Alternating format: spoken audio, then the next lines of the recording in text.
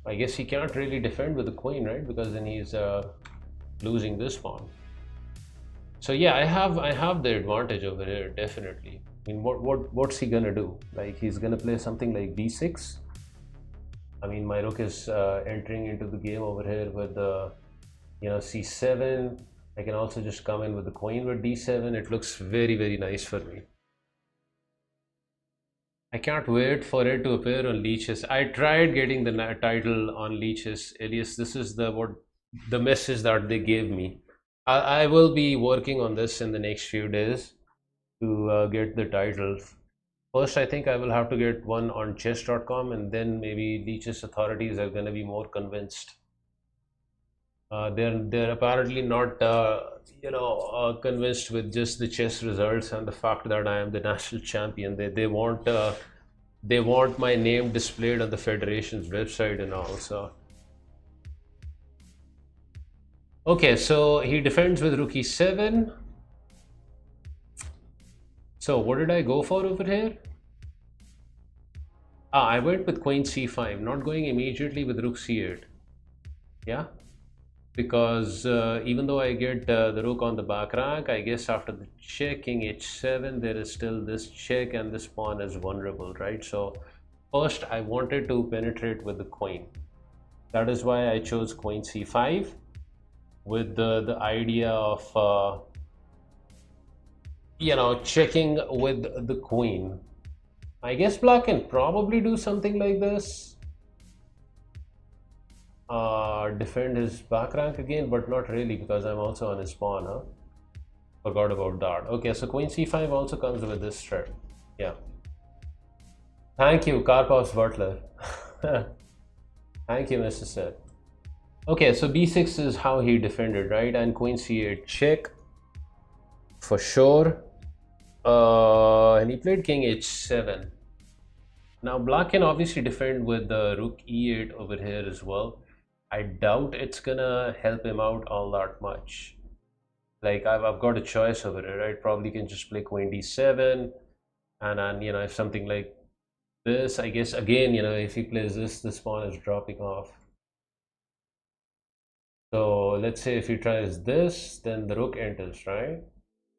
Check and king h7. I don't know, at this point maybe I can even trade. Yeah, check and queen captures, knight captures, and this endgame should be completely winning because the rook is just way too active, and again this bishop is very silly.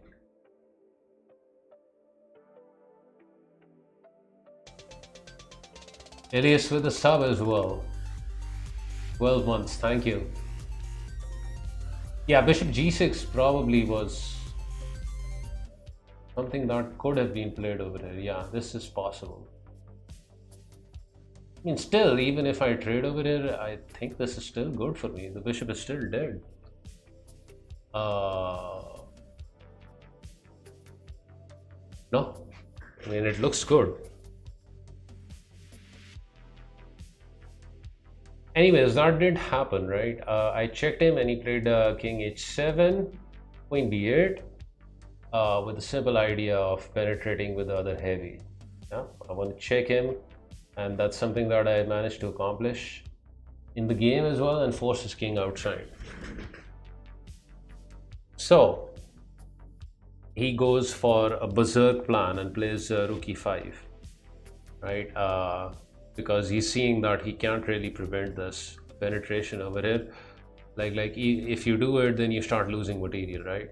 You start losing all of your queen side. So he decides to counter attack me. Rook e5 with the idea of rook g5, and try for an insane attack over here. So for leeches to update your title, they have to go to Pakistan's website from their FIDE profile and find your name with NM next to it.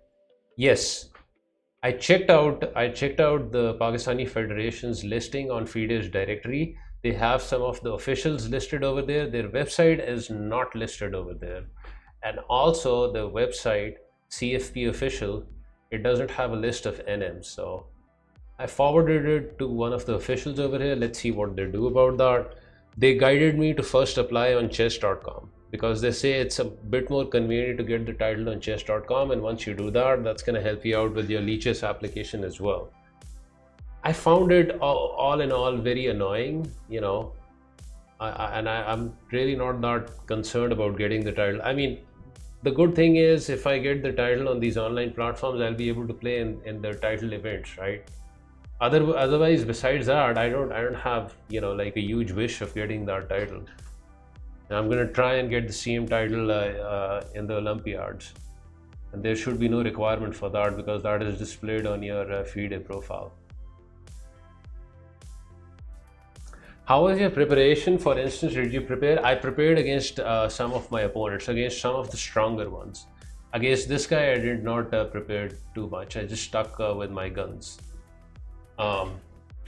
With all due respect to him, he's one of my fellow club members over here, you know, in Karachi. I have played with him before. I don't know whether he prepared against me. It certainly seemed as if he did. 1 second, guys.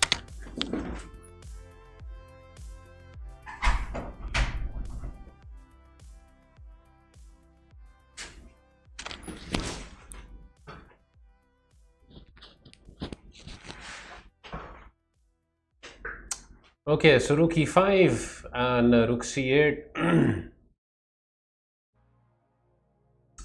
We want to come over here and we want to do bad things, right? Expose the king and all.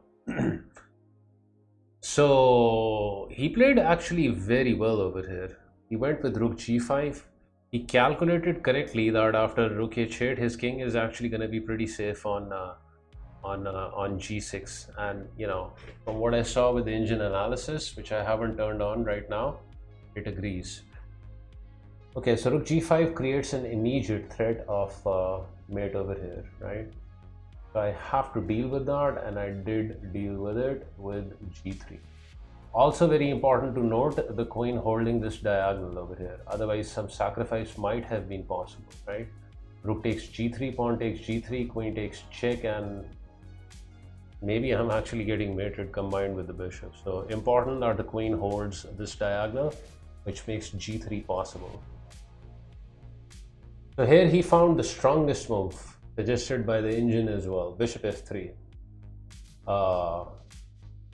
Hats off to him, credit to him in a tough position, finding some very good moves.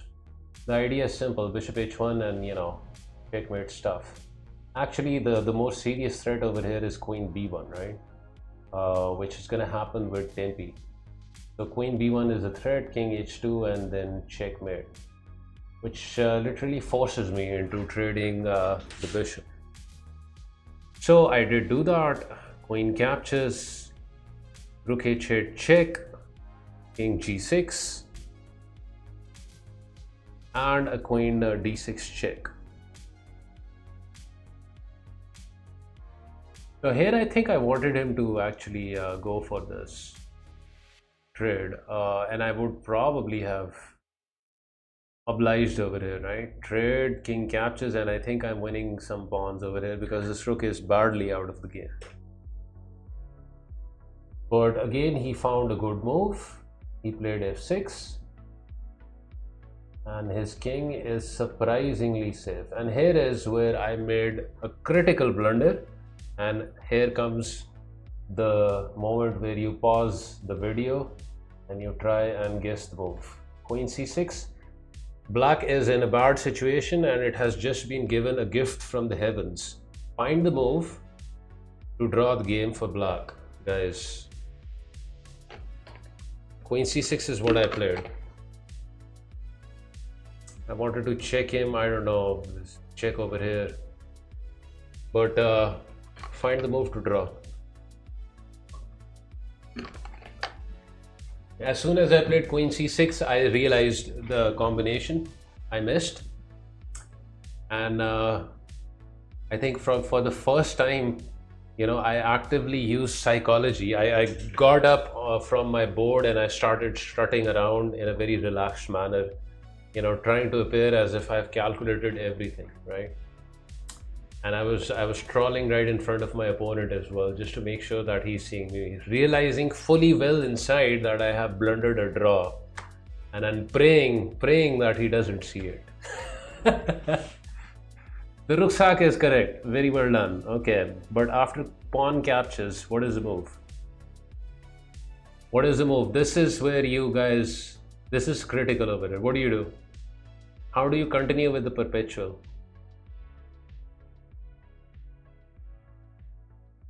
The rucksack is correct. Queen d1 is excellent, Mr. Cheswitz. Amazing. Very quickly spotted as well. It's queen d1. After my game, my opponent told me that he calculated this and this. I also calculated this and this when I played queen c6. Both of them, I believe, are losing over here. Queen d1 is the only thing that holds the perpetual over here, because after king f2, just check. There, check. And if you go over here, I think you're getting mated. Queen f1 and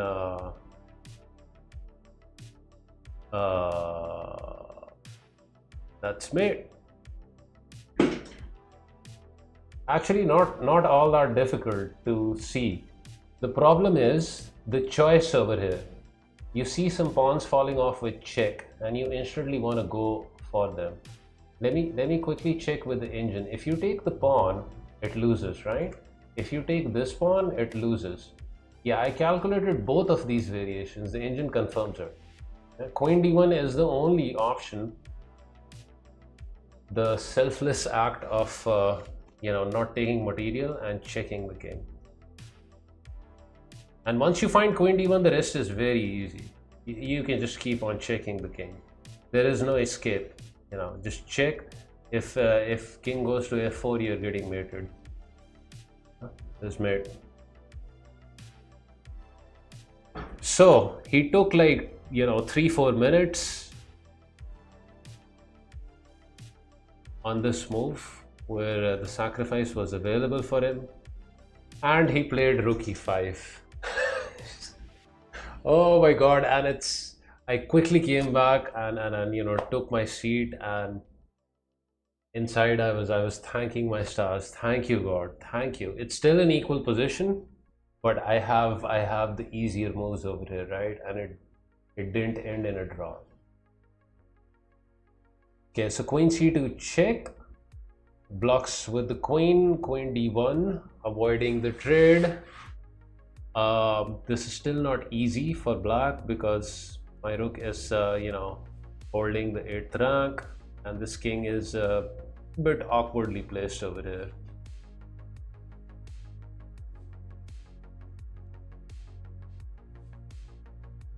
Okay, so he played rook e7. I played rook d8, threatening to win the pawn, forcing his rook back. Rook d7, threatening another pawn, and he played queen f5 with the idea that if you take my pawn, I take yours. And I think this was wrong, and I realized that in the game as well, because I think this pawn, the a pawn, is more important, right? It creates a majority on the queen side, and even though I lose the h pawn, my king is over there, so can't really make progress with his pawns over here. Mr. Cheesemate. Hey, what's up, Aaron? Thank you for the 42 months. Thank you, Mr. Sir. I've got a bunch of pictures on my Discord. There's a news article as well, so start posting that link over there. Okay, so I took his pawn and he took mine, and queen c2 check, and he played f5, which was probably another mistake, right? Because you're exposing your king more. I don't know, maybe you should come over here, block with the queen. But even that is wrong, because then there is this, the threat of queen g7. I don't know what was right over here. Like how do you even defend? F5 seemed wrong. Let me quickly check with the engine. I'm already winning over here. King H5 it's pretty bad.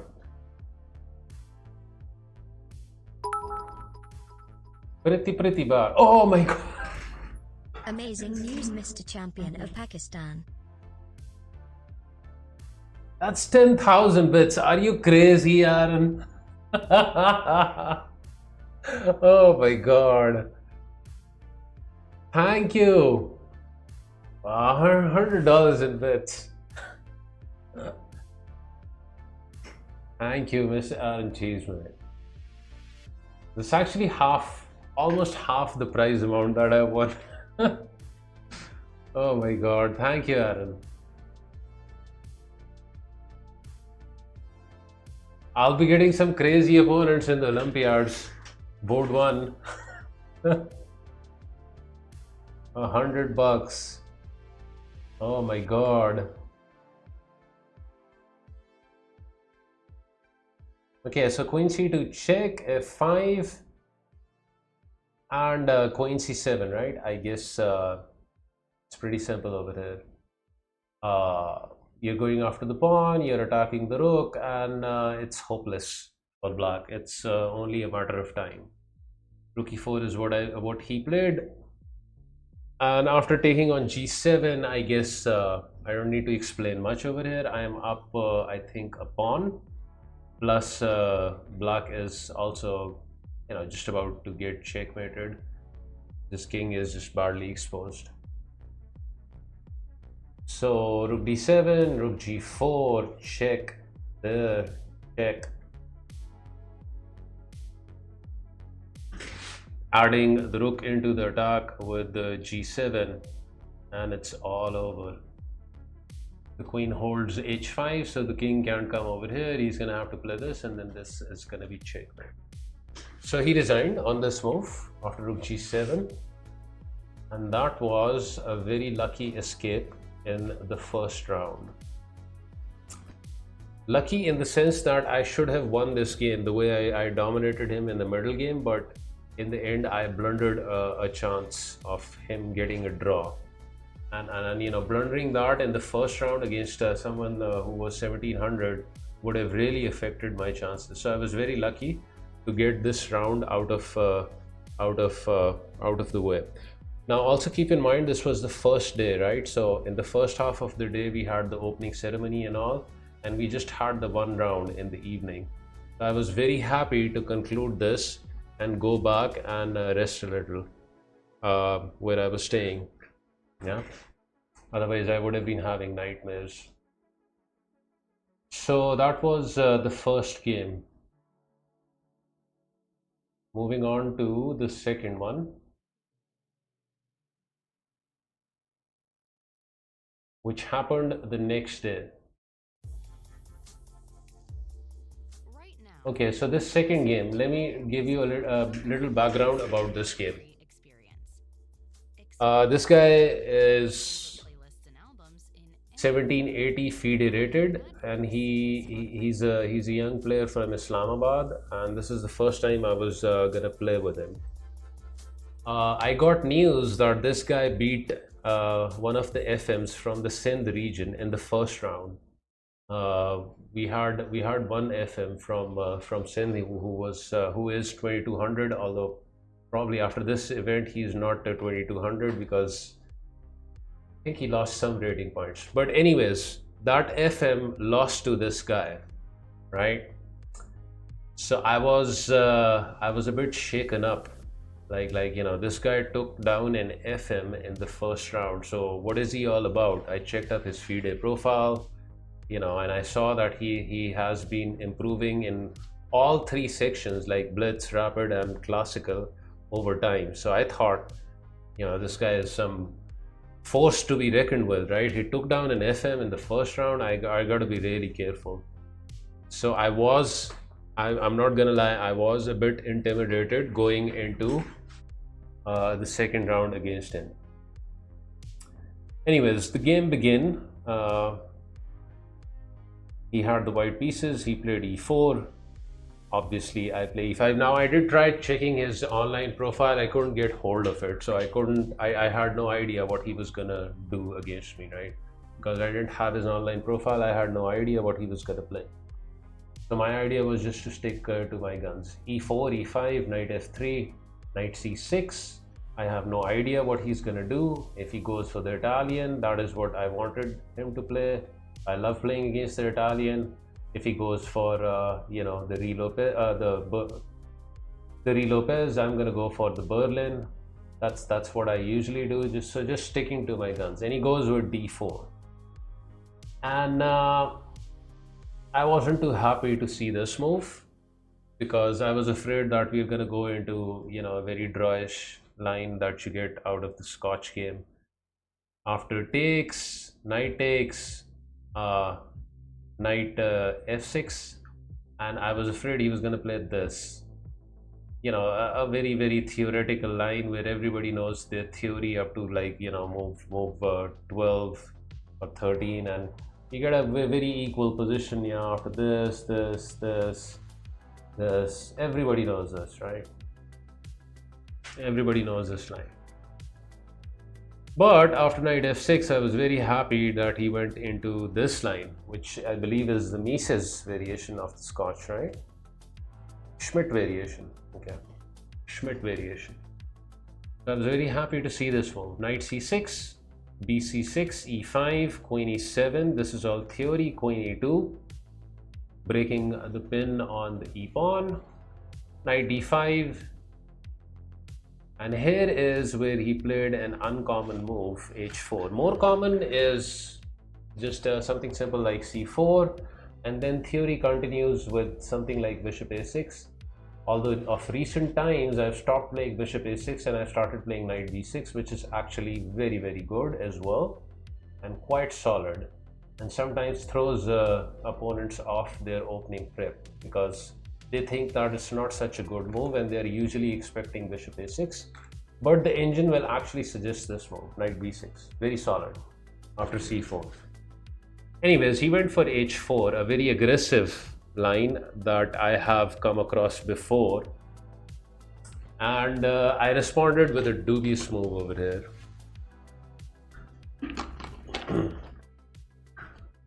Played h5. Now h5 is bad for black. Gives almost half a pawn's of advantage to white over here. But the reason I played h5, number one, was I knew I had analyzed this position before, but I forgot. You're supposed to play something like f6.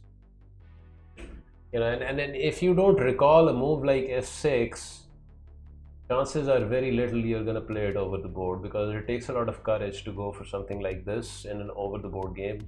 Playing f6, you gotta have your theory sorted out, and I couldn't recall correctly.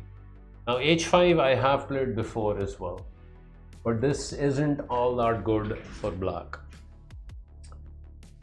He played c4, now attacking the knight, so I played knight b6, and here is where he made a mistake by playing bishop g5, which allowed me an early advantage in the game.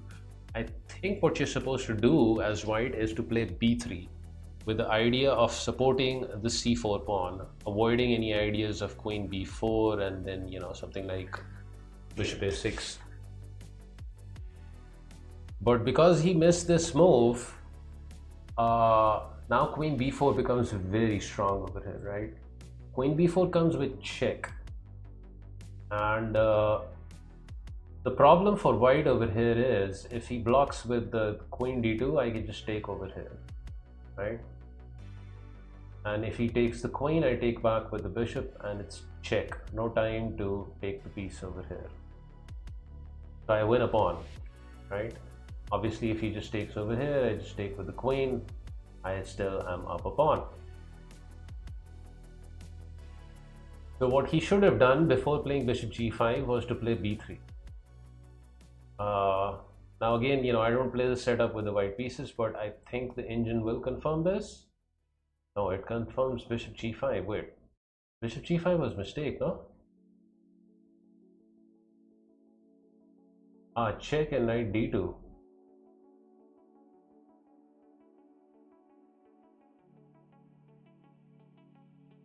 But I didn't analyze this properly. He played knight c3 in the game, and then bishop over here is what I played. Okay, so he can go for this, huh? Isn't this still losing a pawn?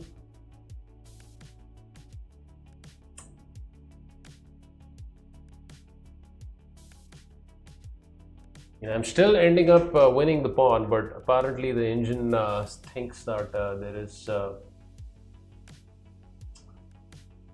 sufficient advantage over here, even after the loss of the pawn.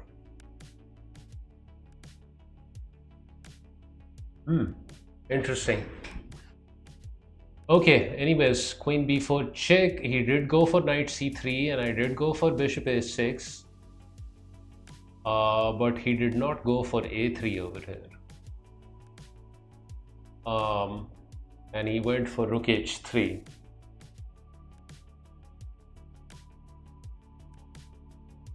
I mean, for an engine, I guess it's fine, just giving up the pawn over here and going for a3 because calculating thousands of moves. But I guess for a human being, it's not that easy, huh? Okay, so rook h3. Obviously, I took the pawn with bishop c4. This is a free pawn with a threat on the queen as well. Queen c2, and I thought of this move because when he played queen c2, he also took some while on this move. I'm up a pawn, and your first instinct would be to just simply go for a trade. But then I also saw that this is what he wanted to do, right? Put his king on f1. And then he's got space for his other rook to come into the game as well. And even though I'm up a piece, look at all of my pieces, they are all sitting in bid, right? So he's probably gonna have enough compensation for the loss of the pawn. So instead of taking the bishop, I went for bishop e6, harassing the rook, avoiding the trade. And this way I keep his king in the middle as well. And he has to do something about his rook being hit, which also gives me time to, somehow bring more pieces into the attack or into the game. Rook e3, which allowed me to play bishop c5, development with the tempi. And I think he wanted me to play this, but I don't think he calculated enough over here, right? He calculated probably up till rook e4, where he's gonna attack my queen. So, question for you guys, what would you play over here? This guy is like, I don't know, 22, 23, something like that. Black to move. What to do?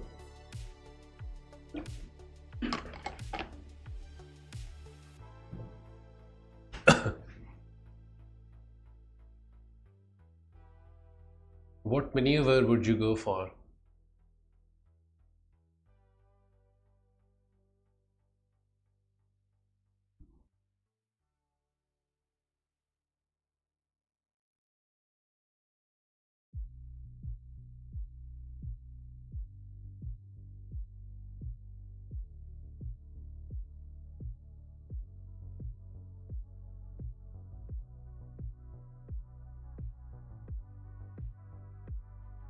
Bishop b4 looks nice.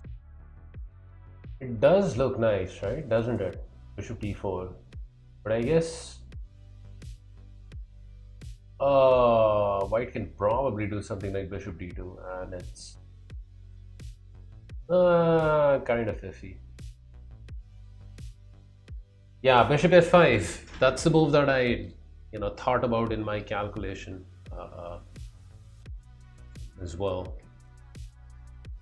Like when he played bishop e3, I calculated this sequence: bishop c5, rook e4, and bishop f5. I'm up a pawn, right? So if he goes for this, then that's just absolutely fantastic for me, because the queens are getting traded off. I have the bishop here and I'm up a pawn, and his rook is also, you know, like all over the place. So how is that bad for me? And after bishop f4, he just completely crumbled. I remember looking at his face, you know, he had a sour expression on his face and he wasn't enjoying you know, the position. But the next move that he played just didn't make any sense at all. He played bishop d3. I mean, at least go for this line, right? You're down a pawn, but at least something to play for, right? Maybe, I don't know, you can evacuate your rook over here, and you know, somehow the game goes on. But to actually give up an entire exchange over here did not seem to make any sense at all. And after bishop d3, I knew I was going to win the game, because I knew he was, you know, I had broken him down, or he had broken himself down psychologically, because just this is just weird, right? He's down a pawn and now he's given up the exchange. So very happy to take it. Capture, capture. Now bishop d4. Yeah. Putting more pressure on the pinned knight. Also, you know, some pressure on this guy. So he plays king f1, and I play rook b8. It's about time that the rooks get into the game. I will need their services, because you know, my opponent has bishops and they are in the game, but my rooks are still kind of out of the game. So open file, you know, some moves like knight c4, and you know, all of the pieces will come alive. So he played a3, attacking the queen. Obviously I can check him over here, but it's a pretty useless check, because then he blocks with the bishop. So instead I played queen c5 with a soft pin on the knight. Otherwise I get to trade you know, the queens, and he can't really play b4, otherwise he just drops the knight off. No, I didn't end up castling in this game. So after queen c5, he made it really easy, right? Queen d3, and now I play queen c4, and the queen trade is unavoidable. Yeah, so f4, another blunder by him, and it was actually the final blunder, because now I trade the queens off, and f6, the bishop is trapped. It's all over.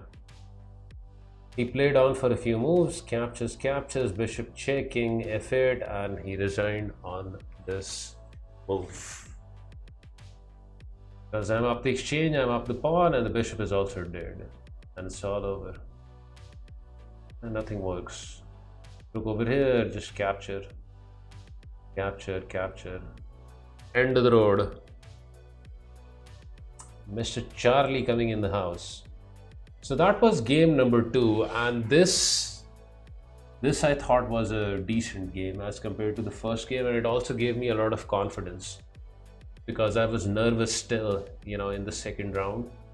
I was nervous against this player because he had taken down an FM in the first round, and I was just nervous still because of the atmosphere. You know, I was playing in the nationals, there were more than 100 players in the playing halls. First time I'm playing 90 plus 30, so all of those feelings, it was like a storm inside of me, right?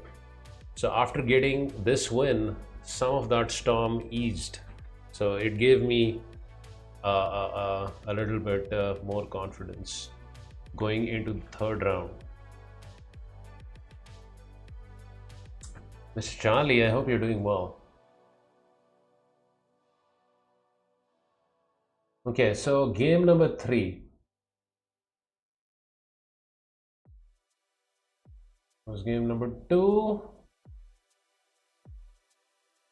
and now game number 3.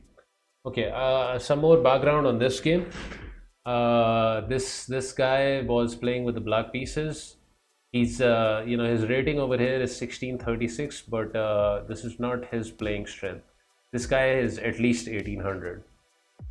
And again, going into this round, I got news that he had taken down one of our NMs, National Masters from from Karachi, who was part of the Pakistan team in the last Olympiads, which they didn't get to play in India.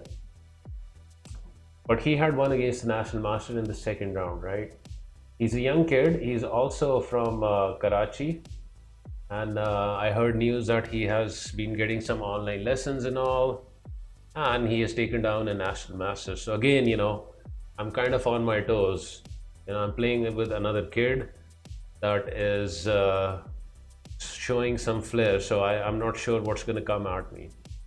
But I was happy that I had the white pieces this time around, and I had 2 wins under my belt. So this is round 3. Before we begin this, I'm gonna get my plate of fruit. Be right back.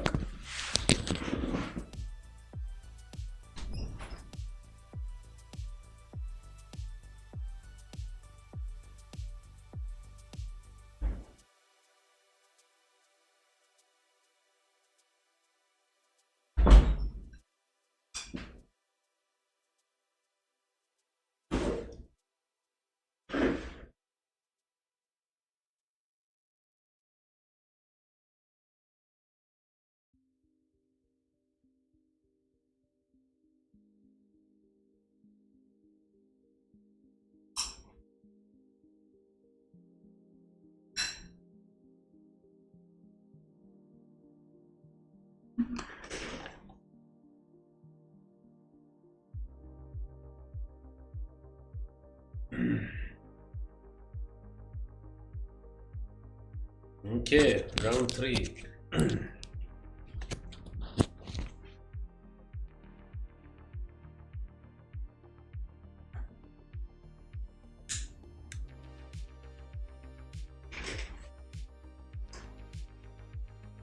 So I begin with d4, d5, d4. Now this kid played fast. That's something that I'll tell you about him.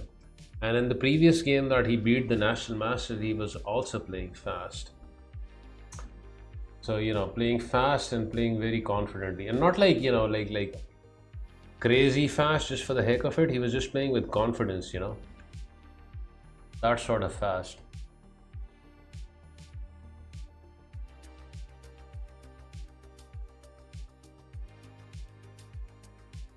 So knight c3, and I was expecting that we are probably going to go into another Queen's Gambit declined or something with knight f6, but f5, yeah, the Stonewall sort of setup. Don't exactly know what the exact name of this is. This Queen's Gambit declined, Queen's Knight variation. Anyways, I played an odd move over here. I played knight f3. Not that odd, but the usual move that I'm going for after f5 is bishop f4. Again, probably I was just intimidated by, my opponent's performance, also the environment. So I kind of forgot my usual move. I almost always go for bishop f4 over here. Thank you, Charlie. Thank you. But knight f3, nothing wrong with it as well. So he goes for c6. Now after c6, I thought for a while, because bishop f4 is what I wanted to play. But then I thought that maybe he can take over here. Huh? Take on c4, and there are some ideas of playing b5. Ludsek, thank you so much. That's good to see you. So I didn't like this prospect of black taking a pawn over here and going for something like b5, and then just grinding it out towards the end, being up a pawn with this pawn mass on the queen side.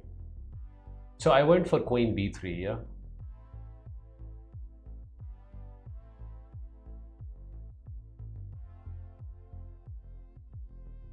Supporting the pawn in case he takes over here, I just take with the queen.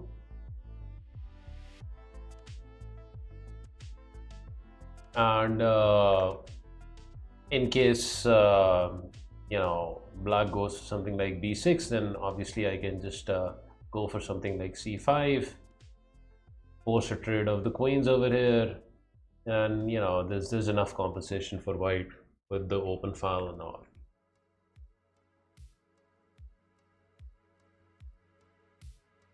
So he played knight f6, and I went finally for bishop f4.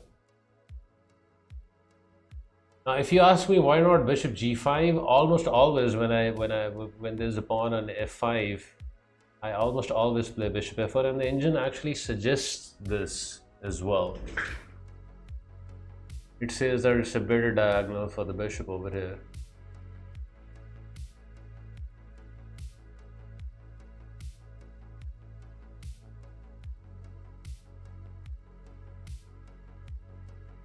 Bishop d6 challenging the bishop, played e3. I've done this many times. You don't need to be afraid of doubling up your pawns, because these two pawns, they really take a huge hold on e5 over here. Juju Beast with the 20 months. Thank you so much for the sub. I hope you're doing well. So the idea is to control e5 and have a super outpost, just like black has one over here for his knight. Yeah. So after e3, he castled. I developed my light bishop over to d3, knight e4.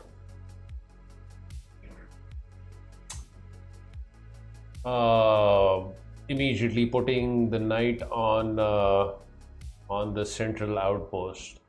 I considered castling over here, which I guess is fine also, as Gregory comes in with the 42 months.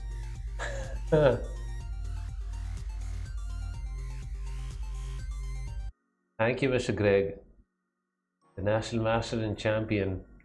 Exactly.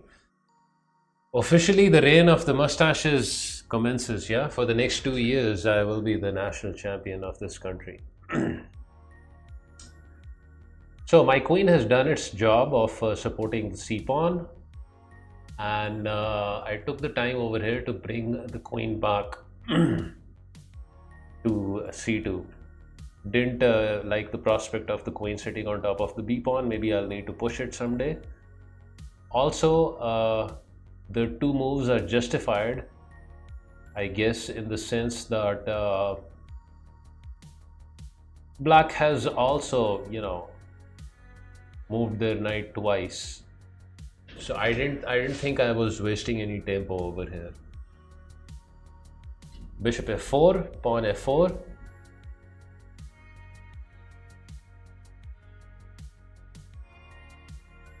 Was traveling okay? Traveling was fantastic. Traveling was a breeze. The thing is, I went by air. Most of the players went by train and by road, and it wasn't. It can be a physically demanding journey going by train and going by road so far away. Like it's a 2-hour flight by air, whereas by train it almost takes like 24 hours. And then you get over there a day before you're supposed to play classical chess. So I think I made a wise choice. I had to spend a little extra on the airfare and all, but was completely fine by that. Also, I should mention that I got some support from some of the viewers over here who were very kind to donate some of the expenses. So thank you to them for that, including Gregory. I also arranged for my own accommodations. Let me turn on the camera back, by the way. I arranged for my own personal accommodations, where I got a room in a military mess. And that turned out to be a very wise decision as well, because I was the only one in my room, whereas the accommodation that the Federation arranged for the players, I will say that the accommodation was very decent. I visited the guest houses where the players were staying. The only problem with the accommodation for me was there were like 3 or 4 people in one room. Yeah, So I had thought about that, and I didn't like that because, after a day of playing classical chess, what I really like is the peace and quiet and my thoughts to myself, where I can, reflect on my games, reflect on the game coming up tomorrow, and just have my peace and quiet. And I was able to get that by staying at the personal accommodation that I arranged. So that turned out to be a very wise choice. Mr. Edward coming in I'm with some looking for the bets. 2024 National Chess Champion of Pakistan. I believe he scored 9.511 and beat several titled players. I've heard he is now a national master. Am I at the correct stream? Winking face. Congratulations, party popper. You are indeed in the correct stream, Mr. Edward. It is officially the reign of the mustaches. For the next 2 years, I will be the national champion of this country. Thank you so much for your support, Edward. Okay, so bishop f4, pawn f4, knight d7, finally I castle, and rook f6.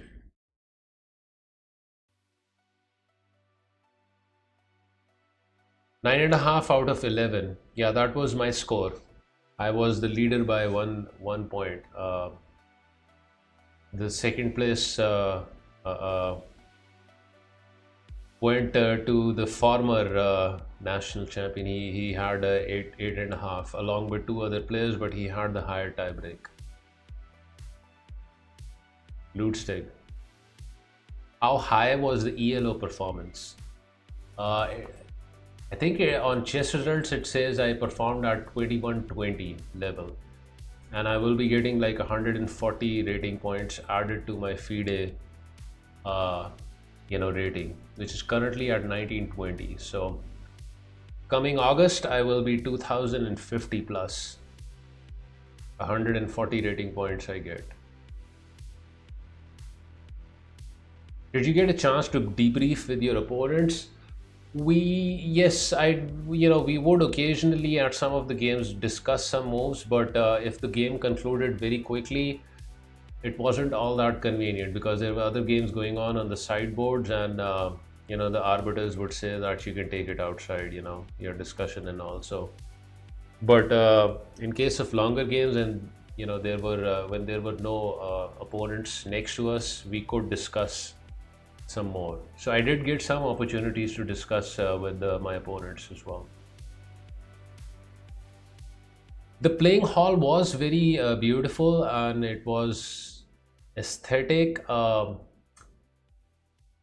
the problem is, it was clean, it was fantastic. The thing is, it was arranged in a school, this event, right? So it was a school library. The problem was there was over 100 players playing at a time. So at times you would feel that there isn't enough space.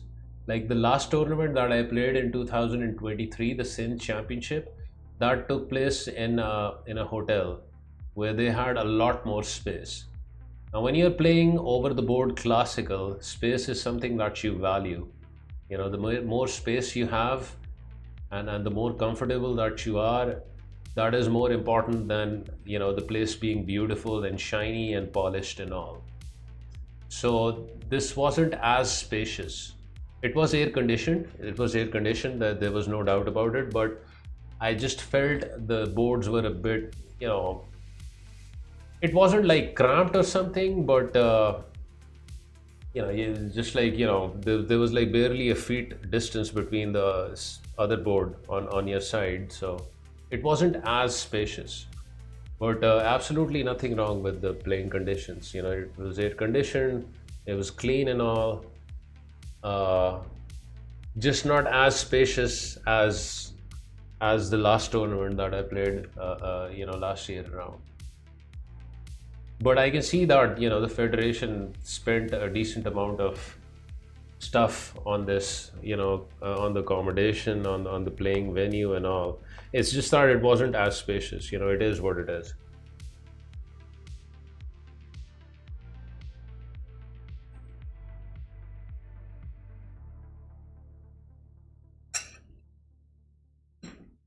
I have a bunch of pictures, Edwards, like of the playing hall and all. They're there. Ready to have the And there are so many pictures from the event. settle into your I just posted most of them on Discord. flowing to the next. You know, if anyone wants to see them, you can go over there and check them out. Way to listen with Spotify Premium. Tap the banner to learn more. Okay, so Rook f6. And as soon as he played this move, I knew what he was planning on doing, right? He wants Rook h6, and he wants to play Queen e8, and he wants to come over here, and he wants to brutally, you know, just go for some checkmating attack and all. They actually tried to show my live game against the former national champion as well, but they were having some internet problems. On the Karpov Facebook page, they were trying to stream the games, and they got in some footage, but because of the internet, they couldn't get the complete games in. They were having some internet problems. Okay, so knight e2. Yeah, that's because of the internet, Aaron. The internet over there was shaky, so they couldn't get in a proper stream. So knight e2, the idea is to support my king with this knight. Like, you know, I'll probably be going for something like g3, and the knight's going to be good, supporting the g pawn over there. Maybe in some cases I want the knight on g3 as well. And he goes for what I anticipated, Queen e8. So he wants to come in, you know, with Queen h5, Rook h6, and get some of his battery action going. And g3 is an important move, and I went for it over here, because once the queen comes over to h5, I won't be able to play g3, right? Because the knight will be hanging. Right now, I have just enough time to get in g3, and after queen h5 is what he played, king g2. Get my king active and prepare for the pressure that is going to come over here. Something like, you know, h4, right, g5. The rook is also able to come in and assist in whatever defense is required. And you know, this guy, like I said, you know, he's a young kid and he was playing fast, and he played this move pretty fast with Rook h6. I don't think it was a particularly good move, because you have to anticipate your opponent's response as well if you're going for an attack. Clearly after Rook h6, and I'm going to play h4, so you know, this rook is probably going to have to be rerouted somewhere. So maybe he should have thought about waiting a little before going for this. Anyways, Rook h6, h4, not to allow this check, yeah, which will force my king back into passivity. Do you qualify for the World's Rapid and Blitz too? Somebody, I think Mega on Discord told me that all national champions qualify for that event. The problem is it's going to happen in New York, and I think it's going to happen in December. I don't know whether the federation over here is going to be sending, you know, any player from the national team over there, because for an event like that, you need some extra financial resources. I'll probably need some sponsor or something for that. But I know for sure that, you know, I'm going to the Olympiads. The federation is going to be sending the team over there. I'm not sure about the World Rapid and Blitz. Become Resolute. That's later down the road. We will get to find out. The good news is I'm the national champ. So whatever event that the Chess Federation decides to go to, I will be the one, you know, going over there. So we will find out in due time. Okay, h4, knight f8, and the knight is coming to g6 with some ideas of sacrificing, yeah?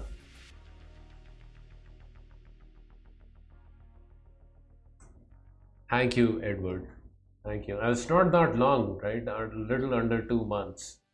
Keep you guys updated with everything. Okay, so I played knight g5. Um,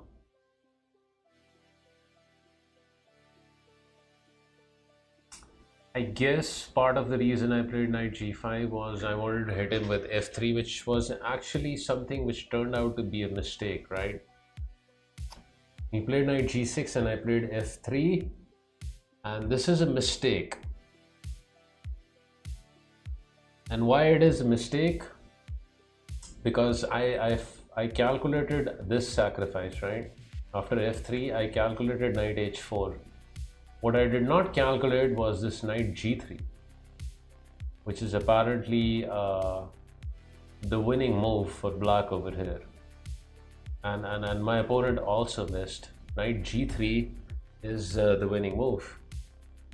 After knight captures, I don't know what exactly the engine suggests. Maybe you're supposed to take over here. Yeah, this is losing for me, right? King f2. And this pawn is also falling off, and the problem is my knight is stuck over here. Yeah? So I've lost a couple of pawns and black will get his material. Very lucky for me that he did not see this, and instead he went for knight h4. Yeah? Now this line I calculated. I calculated this fully, and as soon as he sacked the piece, I accepted.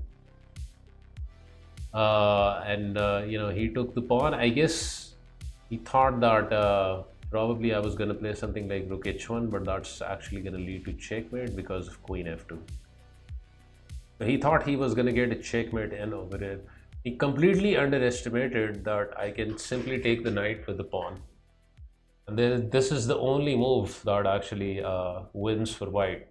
By eliminating the knight, I not only pick up a piece, I vacate the square for the king on f3. So there is no check. There is no check on h3 because of the knight on g5. And after queen h2 check, which is what he did because he doesn't have anything better, king f3 and the king is as safe as a house, right? If rook h3, I can just simply take the rook.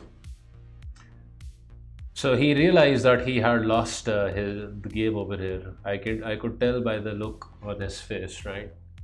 Played on for a few moves, captures check, but I'm happy to take over here. I have enough material, I can give some back. Captures. I did consider for a moment to put the king on e3, which is probably still winning. Yeah, it's still good. But I decided against it because I thought that this pawn is still an attacking piece, so why let it survive? Let's just take the pawn. Captures. I anticipated his next move, e5, purely desperate move, trying to get his bishop involved in the game, but it's too little and too late. This bishop g4 check does nothing. I was very happy to play rook h1 because I calculated after bishop g4 I can simply take, rook check, I can just come back, and he has absolutely nothing. So he took a while over here and calculated probably the same thing and did not bother going further into the game, and he designed over here after rook h1. But yeah, this was a little lucky for me, right? That he did not find knight g3. It's not an easy sacrifice to find, right? This is not an easy sacrifice to find still. Like it takes a certain amount of courage, a certain amount of calculation to see all of this, because instantly you see that the knight is supported by two pawns, so you don't think that you're getting the knight, but it happens with tempi, right?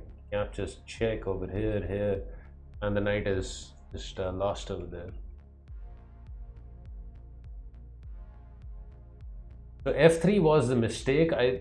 Besides that, I think I played the game overall very well, but this was a chance that I did give him in this game. Okay, so that was game number 3. And now game number 4, the only game that I lost in the event. This was my only loss, and it was a painful loss because I had an advantage in the opening. At the start of the middle game, I had the bishop here, but my opponent played extremely well and blocked the entire position, nullified one of my bishops, and just kind of dominated me in the end.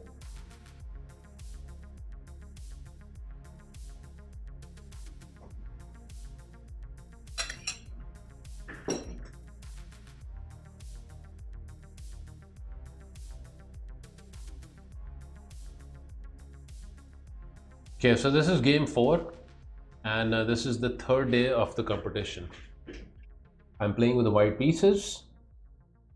I tried again to check up on my opponent. This guy is from the Balochistan province. He's actually, I later found out he was the champion of that province. So like I was the champion of the Sindh province, this guy was the champion of the Balochistan province. 1971 rated, pretty experienced player. And I was very confident going into this game with the white pieces. Started off with the d4, knight f6, c4, c6, knight c3 and d5, and we transposed into this semi-Slav sort of setup. Knight f3 and h6, a move that I did not expect because it's a flank pawn move. Usually flank pawn moves are ill-advisable before completing development, but there is method to madness. It doesn't allow the very common bishop g5 development, right? So there is that. But bishop can be developed over to f4 on this diagonal, which is also still pretty decent, and that's what I went for. Bishop f4, bishop f5, and queen b3, with the idea of simply taking out the b7 pawn. I anticipated his next move, queen b6. I was very happy to offer the coin trade with c5, because after captures, my pawn is doubled up, but I have good compensation with the open foul. This bishop is also pretty amazing. So, you know, white's doing completely fine over here. He went with knight a6, right? With the idea, I guess, of getting the knight to b4 and, you know, just going for some sort of quick attack over here with the c2. Now, in the game, I played rook a4, which takes away knight b4 altogether, and I have played this move before. I did consider e3. This is actually the move that is recommended by the engine as well. Like, it's completely fine to just play e3 and activate the bishop and allow knight b4. I guess now white can probably play king d2, yeah? Just prevent the knight from coming in over here, and in case something like knight c1 is played, it doesn't really make much of a difference, right? I can probably just go for something like rook a4, and probably, you know, black is going to be losing the piece because the knight is trapped. But I went for this approach, rook a4, which is still good, but probably not as strong. It's not allowing the knight to come over to b4. Knight h5, challenging the bishop on this diagonal, and it's a very logical move. Black wants to remove this bishop from over here so that this knight can come over to c7 before something like e3 is played. Yeah, activating the bishop and attacking the knight. So I moved the bishop to d2. Did consider bishop c1 as well. Because with bishop c1, if black tries something like bishop c2, I can defend with the knight. But I didn't like putting my bishop, completely back to its original square. So went for bishop d2, and he did go for bishop c2, attacking the pawn. And this is a move that somewhat caught me off surprise. I didn't fully anticipate this move. And now it's a bit tricky, right? Because the bishop is on d2. I can't really move the knight over here to defend the pawn. And there is only one good way of defending. Actually, two ways. I thought about e3 as well over here, like allowing this, and then this. And I think this is still fine for white. Yeah, actually more than fine. Look at that. Wow. 2 pawns worth of advantage, even though black is down a pawn. So maybe I should have gone for that. Anyways, after bishop c2, I decided to defend the pawn with the rook a3.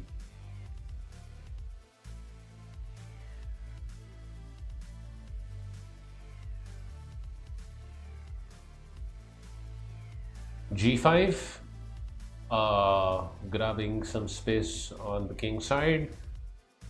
Queens are off the board, so I guess a move like this is completely fine because king safety is not as big a factor. And this also prepares something like bishop g7. Obviously e3, for some reason the engine doesn't like it, but for a human being it makes perfect sense. You're activating the bishop, you want a complete development, probably just castle. So he moves his knight to c7. I actually wanted him to play this, which I believe would have been a serious mistake. Yeah. And he thought on this move, right? I calculated this line. If black plays knight b4, knight b5 just wins. Knight b5 just wins, right? Pawn captures, bishop captures, and this pawn is lost. There's no good defense. If you do this, then still this, because of the pin on the rook.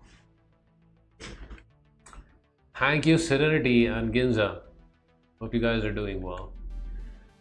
But unfortunately, he found the correct move. He played knight c7.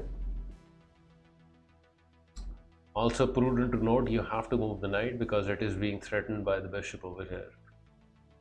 So knight c7, knight e5, bishop g7. And I played knight d3. I also considered this, but I didn't like trading too much. I wanted to keep the bishop here. So that's why I chose to bring the knight in over here, with the knight d3. Okay, black castles, bishop e2, developing and preparing castling. He decides to trade. I was happy to see this because this gives me the bishop pair. But black does get some activity in the center with e5. And e5 is what he played. I just saw your profile pitch without a mustache. I plan on updating that someday. One day I will update that picture.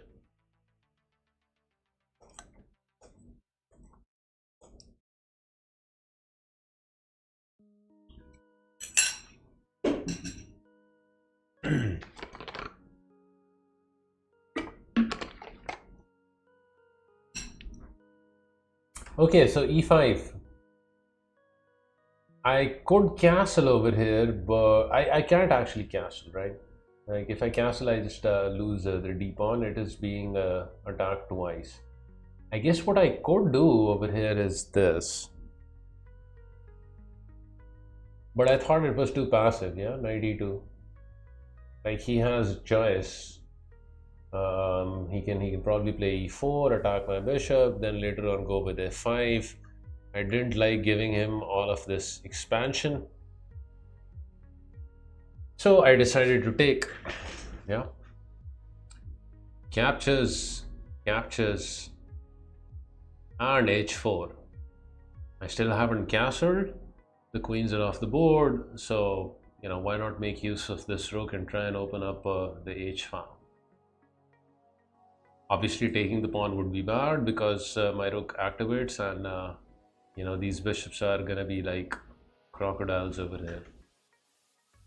So he goes for g4, and I anticipated this move, and bishop f5.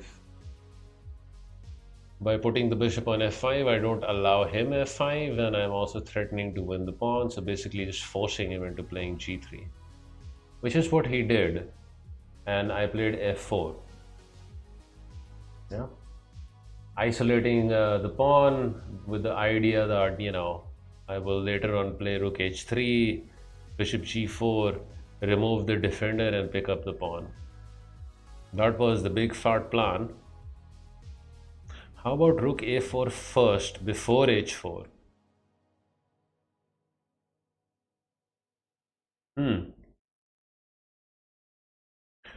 Yes, rook a4 was something that was on my mind. The problem is, like, I guess I'm kind of giving him time to play f5. And I didn't want to give him time to play f5. Because now after h4, he can just play this. Oh my god, it's Nate Brady. Thank you, Nate, for the 17 months. Also, a big shout out to Mr. Brady as well.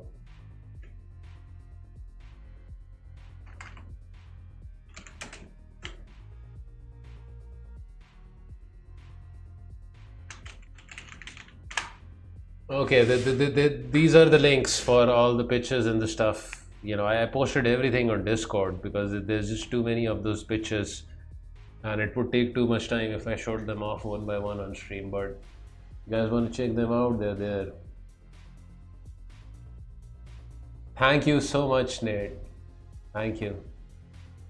Everyone has been so supportive, from the streaming community. Thank you.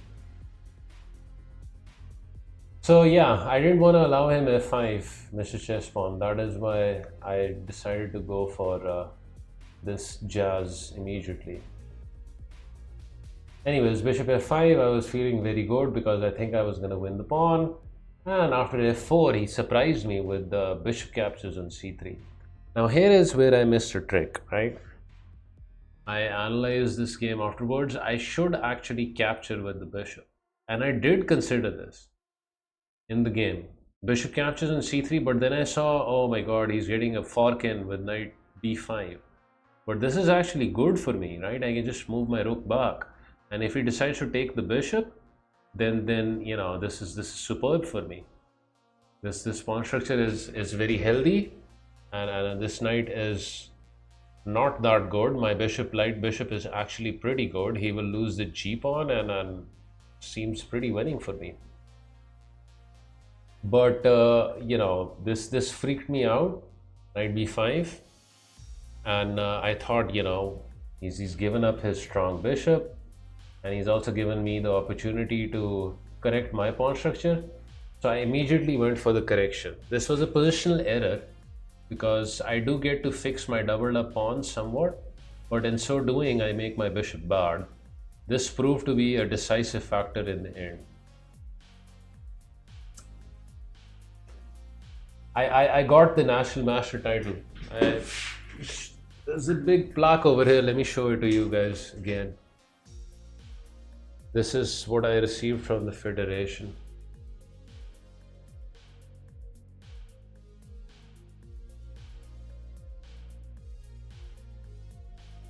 I mean, it's kind of reflective and all. National Master, it says. National Chess Championship 2023. They also gave me a winner's plaque as well, so yeah.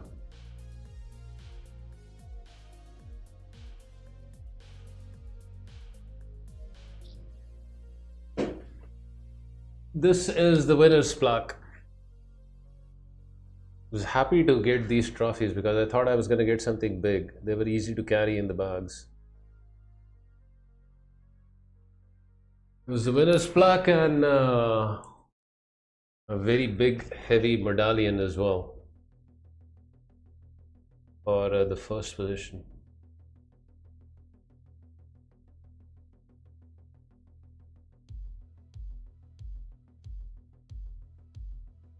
Also got a certificate as well. So yeah.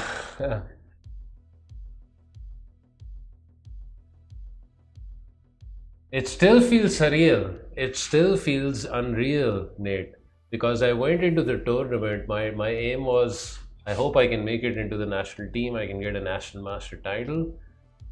There was an off chance of winning for me, but I mean, I won the entire thing. It's still hard to believe it. I am the national champion of this country for the next 2 years. It's pretty phenomenal. I also broke some records, by the way, because after 27 years, someone from the province of Sindh has won the championship. The last time this happened was in 1997. For the past 27 years, the championship over here was being dominated by the players from the central region like Punjab. So I had a lot of support going into the last rounds. There were a lot of people, I was getting a lot of calls from Karachi, you got to win this, you got to bring the trophy back, to Sindh. So it was pretty amazing. It added to the pressure, but it also motivated me,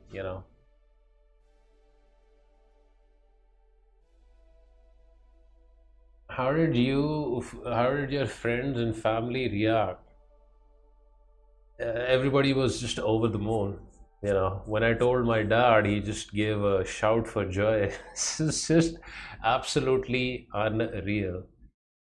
I mean, there were people taking pictures with me over there after the event. Like, you're the national champion. I was, yeah, sure, do whatever you want to do. I was.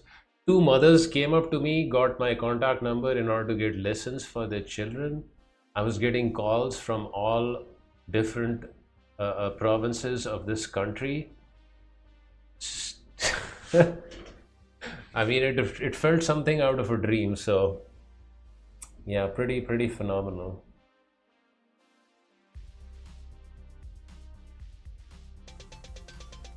Oh my God. Karpov's Butler with 5 gifted subs. Thank you. And this is just the beginning. Now we are going to the Olympiads. I'm playing board 1. Can you imagine if we get paired, if we get paired with Norway? I have a chance of playing against Magnus.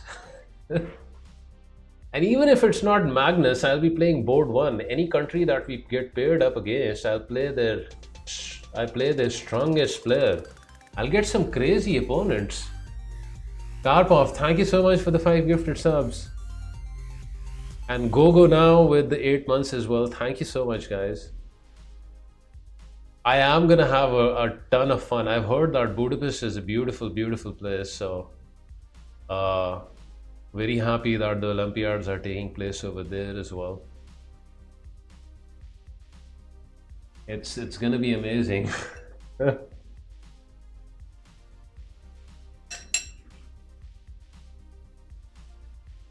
Thank you so much, guys, for the support. Get a new phone number with a new private number. That probably is a good idea. But I don't mind the few extra calls every now and then. Okay, coming back to the game. This is the only game that I lost, by the way. So b takes on c3, positional error. I should have taken with the bishop because my bishop would have enjoyed the activity over here. Knight b5 again doesn't do anything. If he takes over here, then all for the better, right? But instead I took with pawn. I'm still doing all right, but this was greedy, right? I had my eyes on this pawn. My plan was just this, and just win pawn. So there, rook there, rook e8, with the threat of knight f4. I walk out of that with king d1, knight e6, threatening to win the c5 pawn. So I defended that with b4, knight g7, and here is where I started playing really badly. I thought it was a good idea to poke my opponent, poke and prod and interfere in other people's business. So I went with bishop d7. I thought harassment was a good idea, but as it is, this only helps out my opponent, right? I help him lift a rook, which is exactly what he did. Rook e7. Why provoke your opponent into a good move like that? No reason, no reason to do it. I don't know what was going through my mind. I probably expected him to play this. Thought it was good, to shake his rook away from this file. But rook e7, and then another stupid move by me. Like I should just bring my bishop back to h3 over here. But instead I went for another tempo losing move and I played bishop g4. Yeah, inviting a move like knight f6. So a couple of very bad choices by me.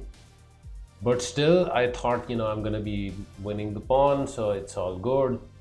Knight f6, and now I have to put the bishop on h3. The reason I can't do this is because then this happens, right? And now I'm the one that's gonna lose a pawn. There's pressure build up on the e3 pawn. I can't really defend it properly. If I move this rook, I lose the h pawn. If I defend with the king, he's just gonna double up, and that looks very dangerous, right? So in order to prevent the knight to coming from coming to f5, I have to keep the bishop over here. So I've lost two tempi. First, poking that rook for no reason at all, and then playing the bishop over there. Okay, so knight e4 and bishop e1. Very passive. So bishop e1, he plays a6 with the idea of relieving his rook from guarding duties, and he can use it for other nefarious purposes. Rook f1. The idea is to come over to f3 and just take out the pawn. I got too fixated with this, and this proved to be my undoing in the game. He played rook e8, and I played rook a2 because this rook was not doing anything, yeah. And I kind of actually expected him to just go for something like this. And I might have actually, sacked the exchange over here, which would have probably been wrong. Thank you for the hype train, guys. Should be wrong, no? What does the engine say? Yeah, it's wrong. Not enough compensation. I mean, in the worst case scenario, you can sack back as well.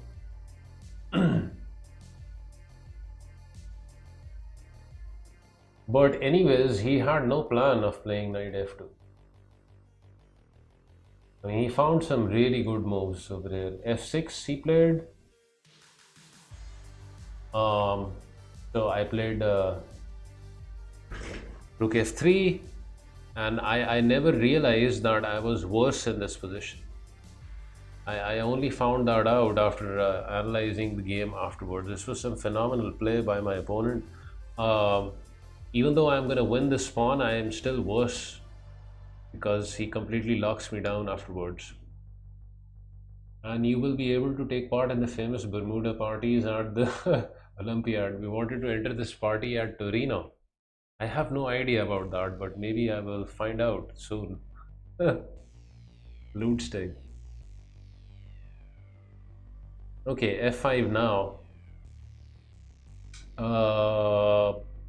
So I played king c2 with the idea of trying to get my king to d3 and support the e pawn first, because if I take immediately, well, I guess I can't take immediately, right? Because then there is this fork. So because of that, first king c2, knight f6, king d3, and h5. So again, very phenomenal play by my opponent, just allowing me to take the pawn, willingly going down the pawn, because then he sees that he's gonna shut down the position with knight g4 and stuff. So I was happy to take the pawn. Knight g4 is what he played. Obviously I can't take over here, otherwise, whichever pawn he captures with, my rook is dead over here. Can't escape. I'd have to sacrifice the e pawn to evacuate the rook. So knight g4, and here I got the bright idea of getting my bishop stuck. Part of the reason for doing that was that he has a threat of taking on e3, right? So I played bishop f2. If he takes, then I think I'm just completely winning because I captured back with a rook. This bishop is very good. The rook has an open file, but obviously he doesn't have to take, right? So this king f7, I sent you a link to a video of the Bermuda party. In a whisper, huh? I'll check it out later, dude. Stay. King f7, bishop g1, and when I played bishop g1, I was very proud of myself. I've defended my bishop. I'm dominating his knight, but actually this bishop is pretty pathetic over here. Yeah? I realized that after the game. Very passive piece. I'm up a pawn over here, but I'm still worse because the knights dominate the position, blocking the bishops and nullifying the material advantage. So there was some slow maneuvering, rook f3 to bring my rook back in the game. He played superbly with his knights. Knight f8 and he's the idea behind knight f8 is to reroute the knight this way and get it to another outpost on e4.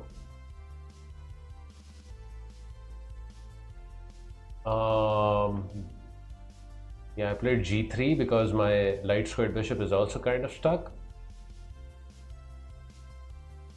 And I guess I can always take over here, right? But then this bishop is really bad, so I didn't want to do that. If you got paired with a super GM at Olympiad, would you just play your normal repertoire? I am not sure because I will probably check up on what they play first if I can get a hold of their online profile, and that might impact my opening somewhat. That actually happened in one of the games. I'm coming to that game. I'll tell you what happened with that game.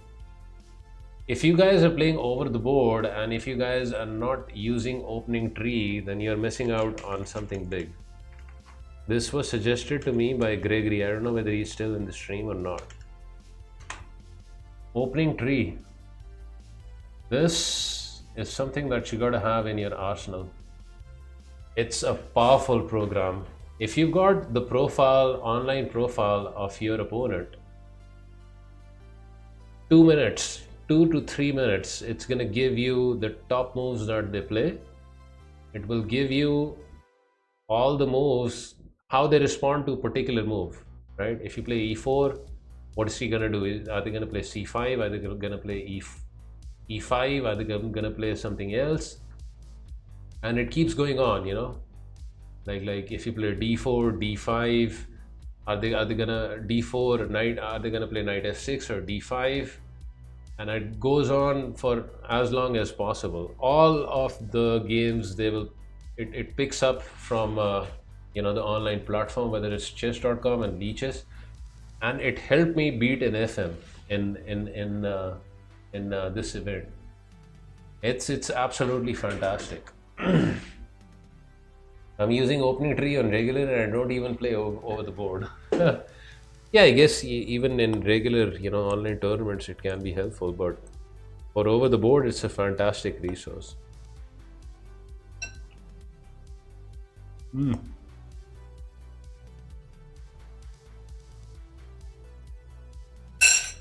I need some tea, by the way. Probably after this game. Okay.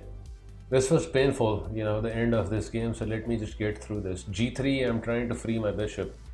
My plan is to do something like this, and, you know, hopefully get in C4. I got the bishop to B3, but I never got in the break with C4. Okay, so black goes with their plan, knight E7. The knight is coming over here and to over here to reinforce the blockade. Bishop F1, knight F6, bishop E2, knight E4, bishop there. Rook G8 and finally bishop B3, and I was still feeling confident that I am gonna be fine in this game, you know. I'm up a pawn and I've got my bishop on B3.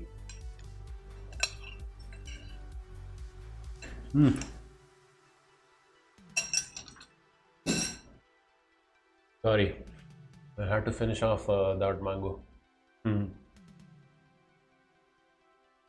I want this, right? Anonymous with a gifted sub. Thank you, Anonymous. Okay, so he stopped the pawn break with rook d7 because I guess now it's just too dangerous, right? He takes and I have to capture with the king, and I don't know, probably I'm gonna get mated over here. So obviously not going for that.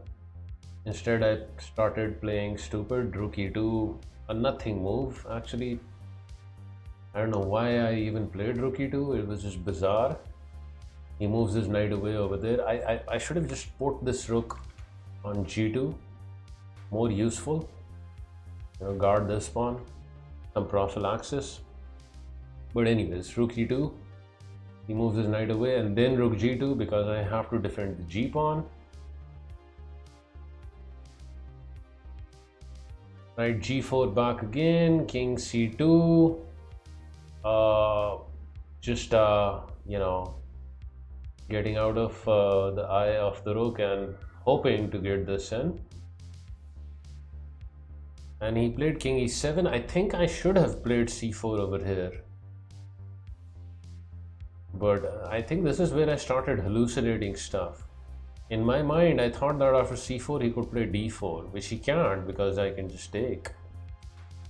So c4 was actually playable over here. But look at that, the engine says, you know, this is bad for me still. If I play c4, he just takes, huh? Ah, of course he can just take. Bishop captures and then he can double up. Yeah. Very bad. So even with the c4 break, I was still busted over here.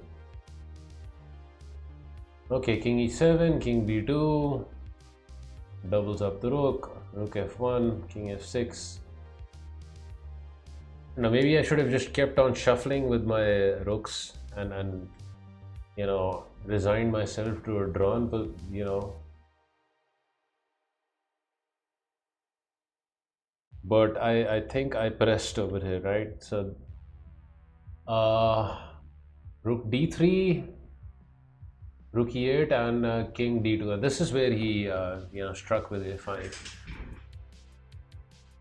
Like you know, he chose the very right moment to play a5 because look at my rook. Yeah, look at my rook and king. This is what I got myself into in this game. As soon as I played king d2, that is when he played a5, and this was a move that was on my mind, but just poor play is all I can say, right? a5, and I'm busted. If I take, his rook has enough time to just come over here and gobble up. This pawn is weak, you know, the knight's gonna come over and take away this, so I don't have the luxury of taking. So I play king e2, trying desperately to come over here, get my rook, you know, back in the game or something. But it's too late now, right? I'm still up a pawn, by the way. Not for long though. A takes B, A takes B, rook e4, and I lose the B pawn. No defense. Rook d4 is not playable, otherwise he just takes. I can't take back because of pin. So really, really great play by him. Okay, so king f3, resigned myself to losing a pawn. Rook a2, and then knight e4, and then I lose another pawn. Yeah, bishop c2, and the second pawn is gone as well, and now it's very close to lost. I mean, it is lost, but this is when I started feeling really, really bad. Yeah, I didn't plan on resigning, but you know, I wasn't feeling good. The problem is this guy. Because of my own pawn, the bishop is dead. And he made sure that my bishop stayed dead, right? Knight back to e4. And I don't have, you know, any good moves over here. Rook a5, c4, bishop comes back. He defends his d pawn. I've got nothing moves. King is also stuck. Like, I can't even play king e2, otherwise I bungle this pawn. So completely just you know, locked in by the knights. King f3, rook b2, and here I thought, you know, he gave me a chance because I got in rook c3, but it wasn't enough. Yeah? I thought I was in with a chance. After taking the pawn and this exchange of rooks, I knew I was still losing because his rook is very active on the 7th rank, and his knights are absolutely amazing, and my bishop is dead. But at least the material was equal, so I offered him a cheeky draw, which he declined. I offered him a draw over here. We were both getting low on the clock, but you know, still 30-second increment is still pretty enough to get the job done. So I've offered him a cheeky draw. Are you accepting a draw? I thought that maybe, you know, he would just think about the material being equal and consider it, but he declined it, of course. I'm pretty helpless over here, right? b5, king e2, out of pure frustration. I mean, he doesn't even take the pawn over here. His position is so strong. b4.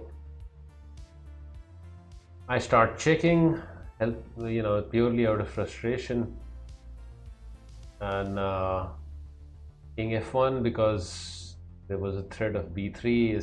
This is completely lost. He plays b3 anyways, a move that I actually missed. Because now if I take over here, this check in this. So after this, another check out of helplessness. King f6, bishop there, check there, b2.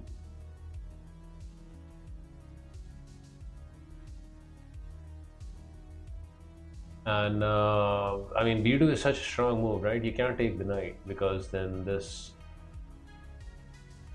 queen undiscovered check, crushing. So e4, last desperate attempt, trying to activate my long lost bishop. Too little, too late. He simply takes with pawn, check, does nothing. And after knight f3 and bishop b2 and knight d4 check, I resigned. I mean, I was almost about to flag as well. I had like around 20 seconds left. But the problem is that he takes out my bishop and I can't even attack his knight, right? Because the square is covered by the knight. So pretty phenomenal game by my opponent. He played extremely well after going down a pawn and being burst out of the position. Now this guy went on to lose against two of the opponents that I beat pretty convincingly, and ended up with a total score of 6.5. So but going into the fifth round, he was one of the top contenders, especially after a win against me. And this was a pretty big blow. This was the first game of day 3, right? There was another game that was coming up, so it was psychologically extremely painful, extremely difficult for me, because when you mess up like this, you usually lose the next few games as well. So it was super difficult going into the second round after the lunch break and trying to regroup myself. But this turned out to be, the only game that I lost. So round 5 game after the lunch break. Yeah, it was a good game by him. I need some tea, guys, first. And then I will go through round 5 and the following games. What do you think lost you the game? Missing the positional ideas of your opponent? Yes, plus a couple of stupid moves by me, where I poked and prodded his rook unnecessarily with my bishop, tempo losing moves by me, and I got too greedy in that game, thinking I'm just winning a pawn and that's enough. I was just too fixated with winning the pawn, and I did win the pawn, but I forgot about the rest of the board. I forgot about the activity of my pieces. I was too materialistic. So greed was my downfall.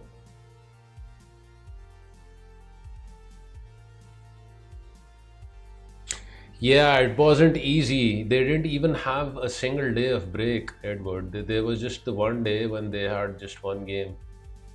So very, very, physically demanding tournament.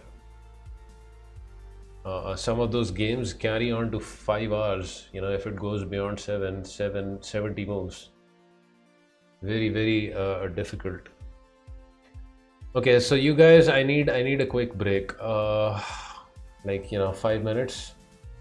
I'm gonna turn on Leech's TV just for 5 minutes. I'm gonna get myself a cup of tea and then I'll continue with the rest of the games. I'll be right back.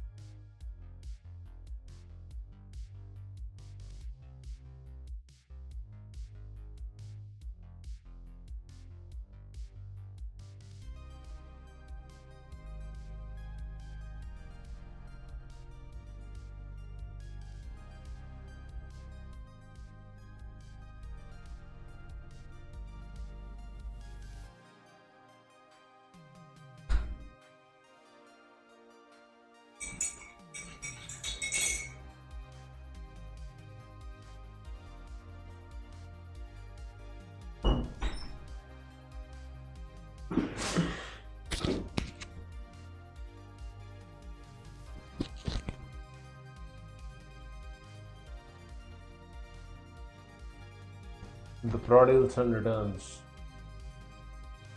Shall I show off some of the pictures over here?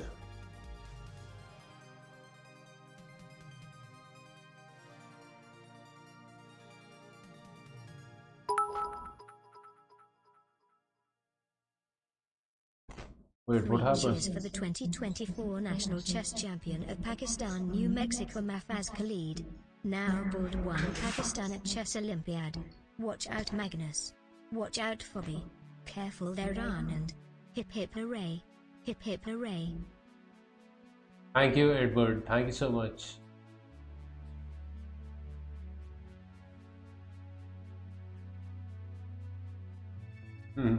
This is actually a pretty funny picture. This was my opponent from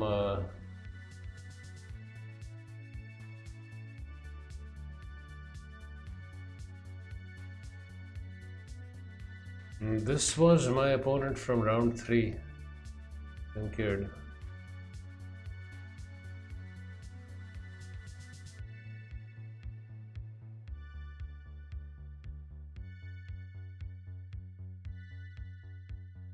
Let me see if I can you just bear with me for a second, guys.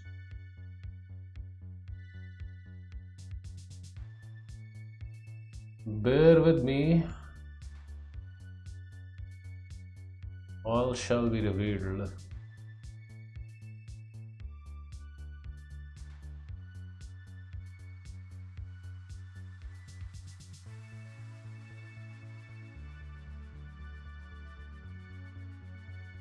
Okay, so I don't know whether you guys know or not, but I am kind of like 6'5". So check this out.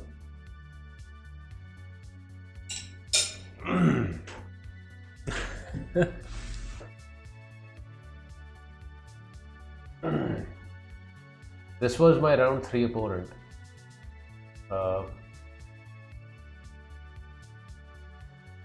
And I don't know, it was round 6 or 7 when he took this picture, but there he is standing on a chair next to me.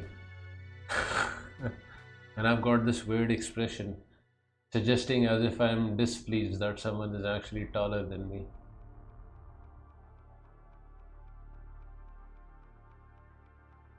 Yeah, that's because he's standing on a chair, huh? There's so many other pictures. Okay, these are the trophies, plaques that I got. I put them all on Discord.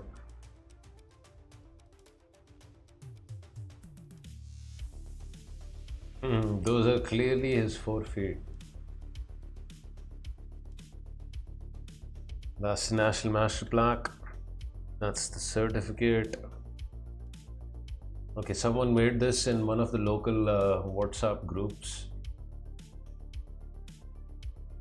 with my name and National Chess Champion.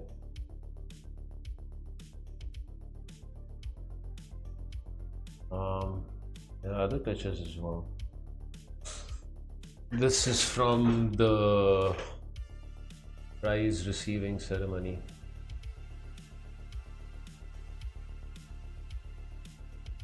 I have no idea who the chief guests were, but probably some diplomat, politician.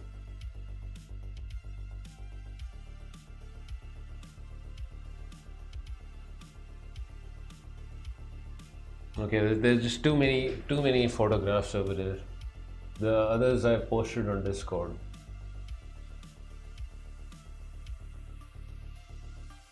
I'll just come back to the games.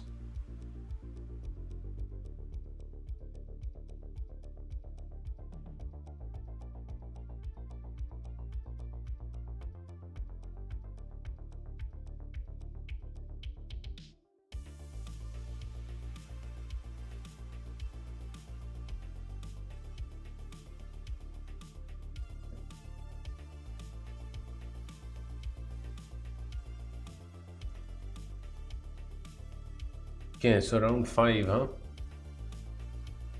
After having suffered a defeat in round 4,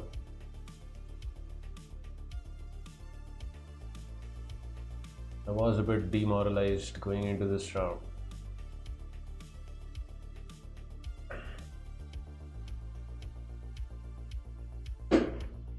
So I had the black pieces, my opponent, and by the way, after my loss against the 4th round, in the 4th round I was up to board 3. So I get banished to like board 13 in the 5th round because of my loss. Board 12. So that's what happens when you lose a game. You get banished to the lower boards. Has anyone ever tried a ring toss to get that medal around your neck?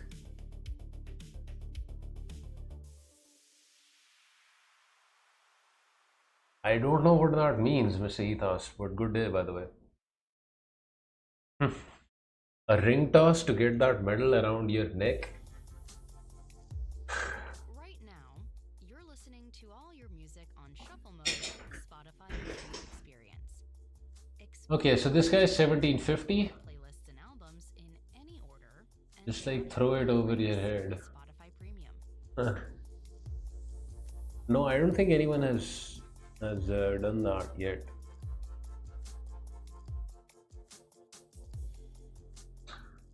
So I'm playing with the black pieces, round 5.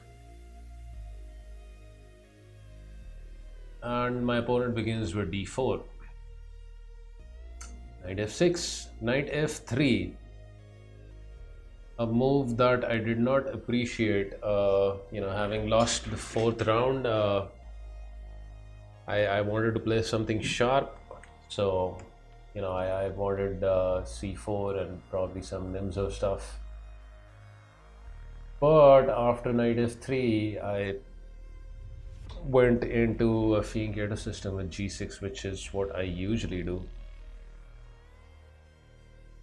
My community college, there was a guy at the chess club who was 6'7", and every time he would use one of the stalls in the bathroom to pee, his entire head would stick out over the top. I have some similar problems at bathrooms at the airport and events like this, so I can certainly relate to that words. Although 6'7" is, I'm 6'5".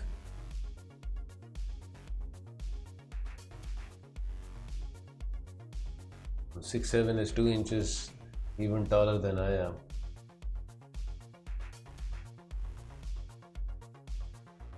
Okay. It took him 37 seconds to fall over.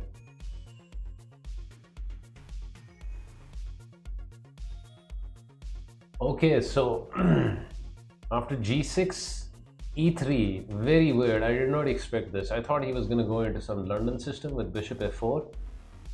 But e3 was pretty weird. Like, what's he planning to do with his queenside bishop? Most probably he's going to go for something like b3 and bishop b2. But I'm happy to see this, because now it means slow development for his queenside. Bishop g7 and bishop e2. Very passive, very strange. So I didn't want to rush into castling over here. That's why d6, taking some control of the center. He castled, he committed to castling, and then I castled as well. And knight b d2. So, this is I don't even know what this opening is. Some weird sort of hybrid of the Collie system. I don't know, with the bishop on e2.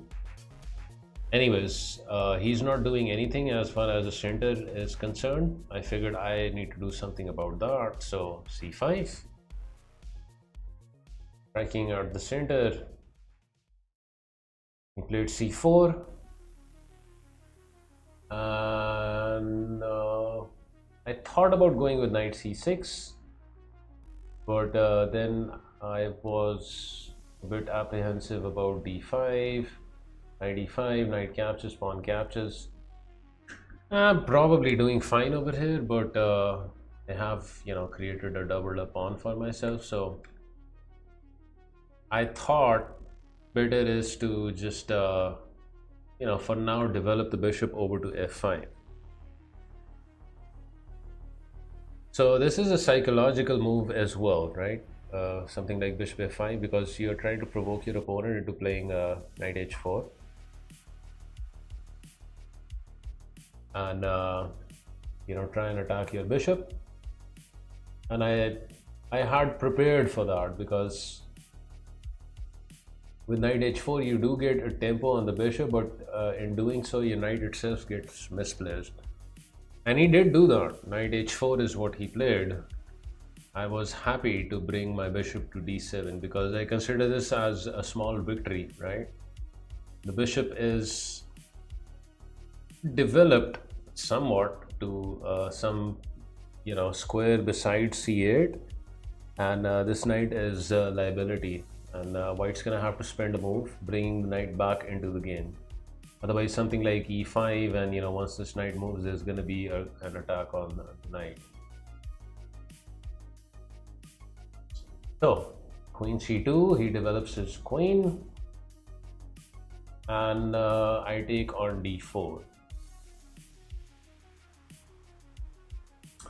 removing some of the tension in the center, right? Captures, and knight c6, developing the knight with a threat.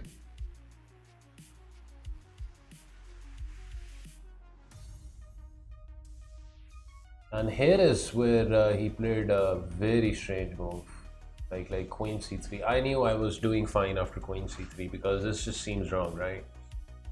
I was developing the queen over here, and then bringing the queen over to c3 right in the firing line of this bishop.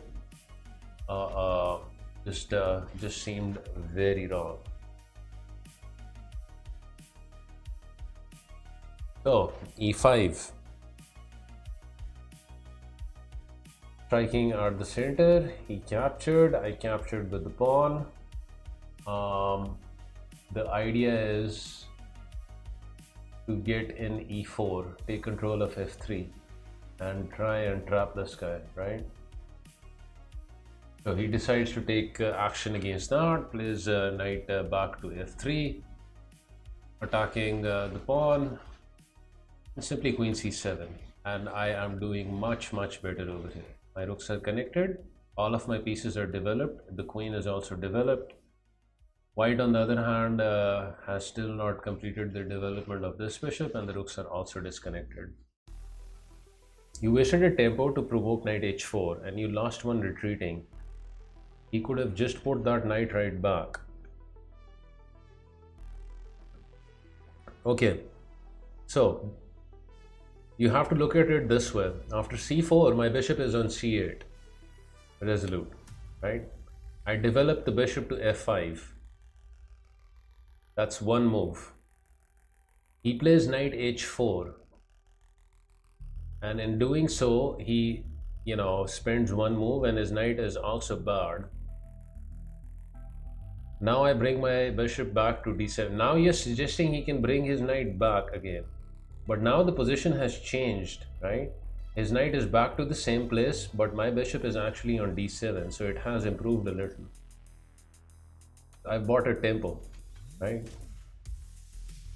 The knight comes back to its same position, but my bishop is actually on an improved position slightly, because previously it was on c8. That's the difference. Moves like this are called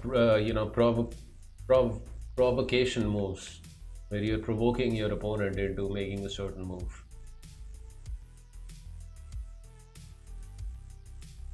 They can be very useful. There are other ways of provoking, moves like h3. Sometimes, just playing knight g4 in order to try and provoke something like g3, and simply bring the knight back, because then you can target that.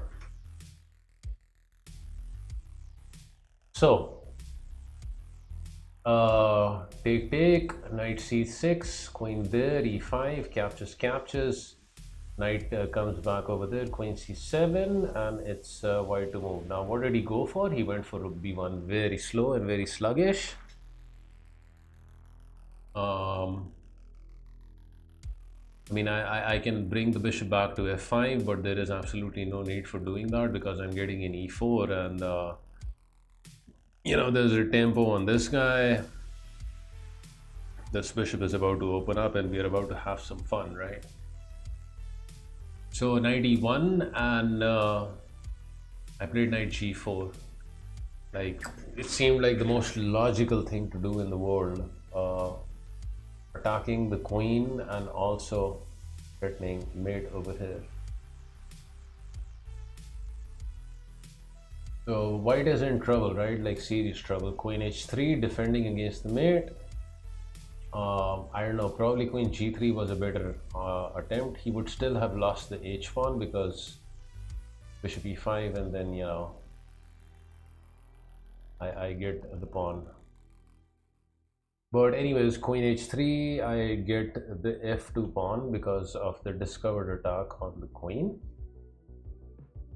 Now he wants to trade because after the trade, I guess I have to evacuate my knight. I guess I can temporarily support it with something like e3, but the pawn itself won't survive. Eventually it's going to get taken out by one of the pieces. So this way, I guess white's gonna get his material back, right? I mean, that's what he wanted to happen when he played queen g3. So I avoided the queen trade with bishop e5, and I think that's a move that he missed. The idea is obviously quite obvious. If you take the knight, then you lose the queen with the bishop d4. So I avoid the queen trade and I harass his queen some more. Queen h4, and here is where I, you know, thought for a long time. Like, I really thought I was just winning the game instantly over here, but I couldn't find anything.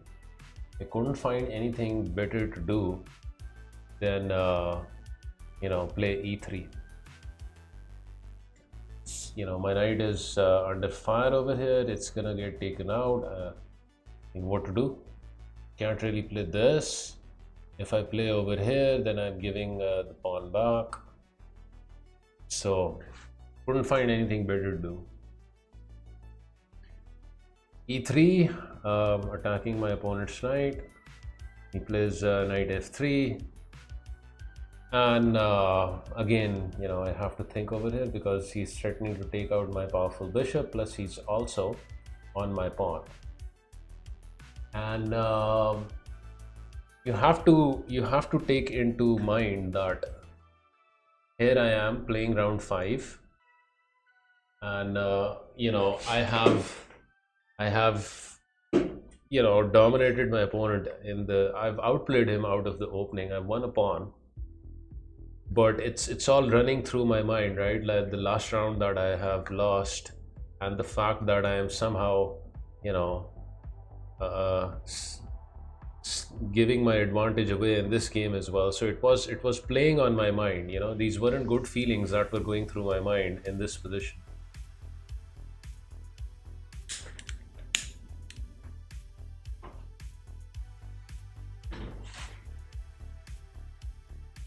So it was difficult for me psychologically, you know. But I think here is where I made a very, very brave choice, courageous choice. I decided to keep my bishop with the bishop g7 and you know, give up my extra pawn because I keep my bishop there.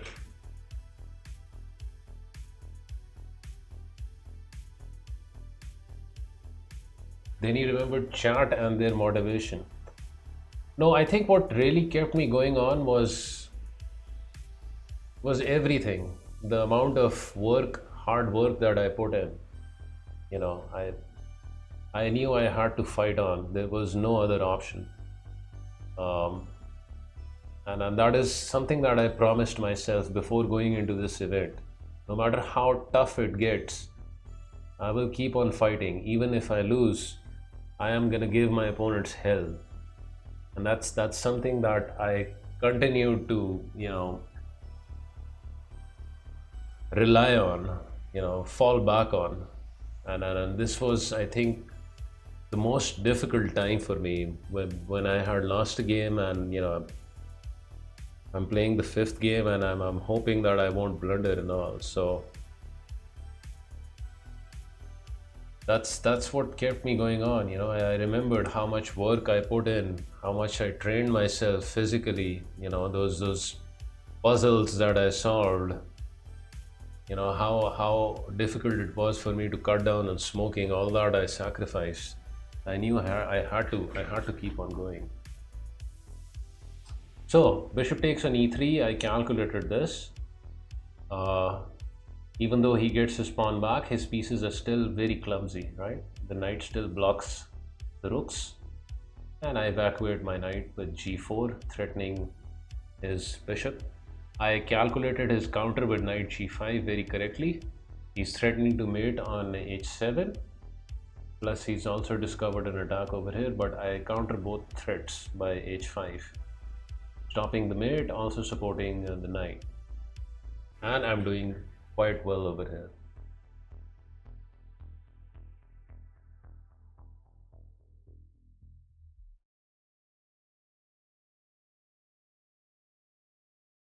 So bishop c5, with the idea of trying to dislodge my rook, and he's attacking the f7 pawn, but I also saw through this, and I played knight d4. The idea is pretty simple. If you get greedy over here and take the rook, I take the bishop with check. King doesn't have f2 to counter attack the knight, only has this move. I get 2 pieces for the exchange, and the knight will survive as well. So the resulting position is completely winning for me. So he was forced into this variation, right, where he has to give up the bishop here and take the knight, because there's a dual threat, right? I'm threatening to take the bishop, and I'm threatening to take this bishop as well. So captures with bishop, and now I have the firepower of the bishop plus the dark square domination. Thank you, Edward. This is only the start. I got to carry this same fighting spirit into the Olympiads.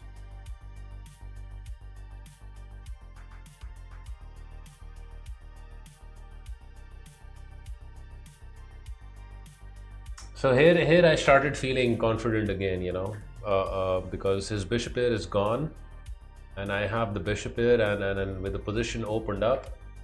This is a big difference than from the last game, where I had the bishop here and my opponent closed down the position with their knights. The position is too open, so the knights are not as good as the bishop here is going to be over here. Thank you so much. Huzzah. Fighting spirit. Huzzah. Thank you for the 200 bits. Okay, rook d8, because the rook is doing nothing and I wanted my rooks in the game. So rook d8 it is. Bishop takes g4. He decided to take the knight, and obviously I have to capture with the bishop, otherwise I'm gonna get mated with the queen h7.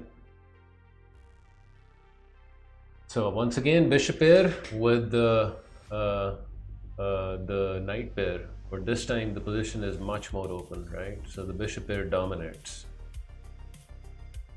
So he started taking care of his weaknesses with b3.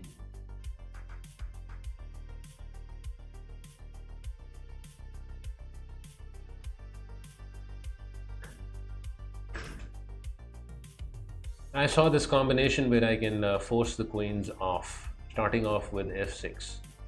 I thought on this move long, because a move when you're moving the f pawn, you really have to think, especially in a long game, because it is a weakening move. But everything happens with the tempi over here, right? I'm attacking his knight, and his knight can't come in over here with the family fork because the bishop covers that very nicely. Knight f3 and simply g5. There are no tricks over here, right? I mean, you can't do this because it's not enough. Simply not enough. The sacrifice only gets 2 pawns. So I saw this and I saw that his queen is going to get forced over here to g3, and I committed to this trade. Captures, doubling up his pawn. I knew I was going to get this pawn, you know, with my bishop, probably reroute it over here, target this pawn, and there is no good way of defending. If he tries king h2, I just increase the attack because of the pin.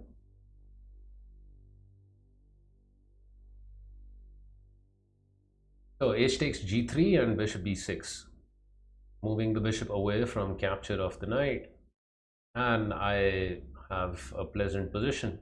Superior pawn structure as compared to my opponent. His queenside pawn structure is somewhat okay, but his kingside is a complete mess, and this bishop is particularly very powerful, taking away, you know, g1, and also it's going to target the g pawn later on.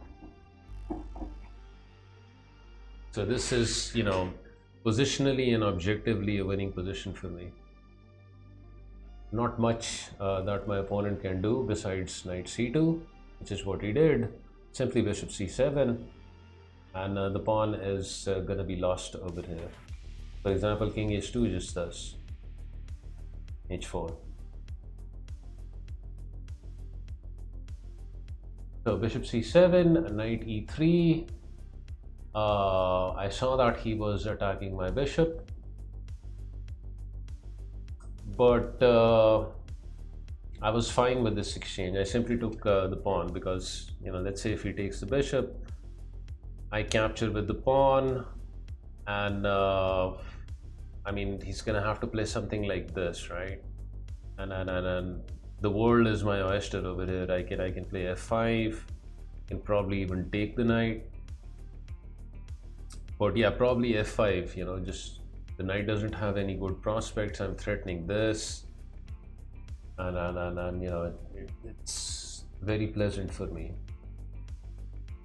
So after captures, he didn't take my bishop. Instead, he played knight d5, trying to look for his counter. Simply king g7, reinforcing the f6 pawn. Also getting out of knight d7 check. Played knight d4.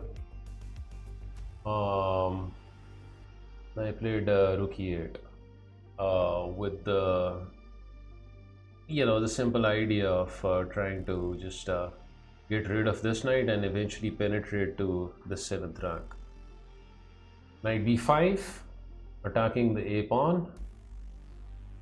Simply a6, covering against that. And I think my opponent was just, you know, tired at this point without having any active counterplay, and blundered an entire piece. Just put his knight on pre on d6. Completely missed the fact that my bishop was covering this square. And as soon as I took this, he had a painful look on his face, and finally extended his hand and resigned the game. And he told me that he had actually, you know, calculated this in his previous moves, but just completely forgot about it over here. But the position was winning regardless. Like if I turn on the engine over here, it's just gives 4 pawns of advantage. I'm up a pawn, and the knight really doesn't.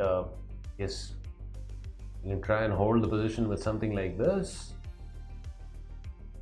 Still pretty terrible, right? Just up a clean pawn. I have the bishop here. This king is very exposed as well. So happy to get the round 5 game under the belt, and it was important to win this game because I had lost the last round. So important victory, going back home to reflect on the day's performance. Obviously the loss was still on my mind, but I was happy to get back, you know, Back on track. Looks like a move I would make for getting backward pieces.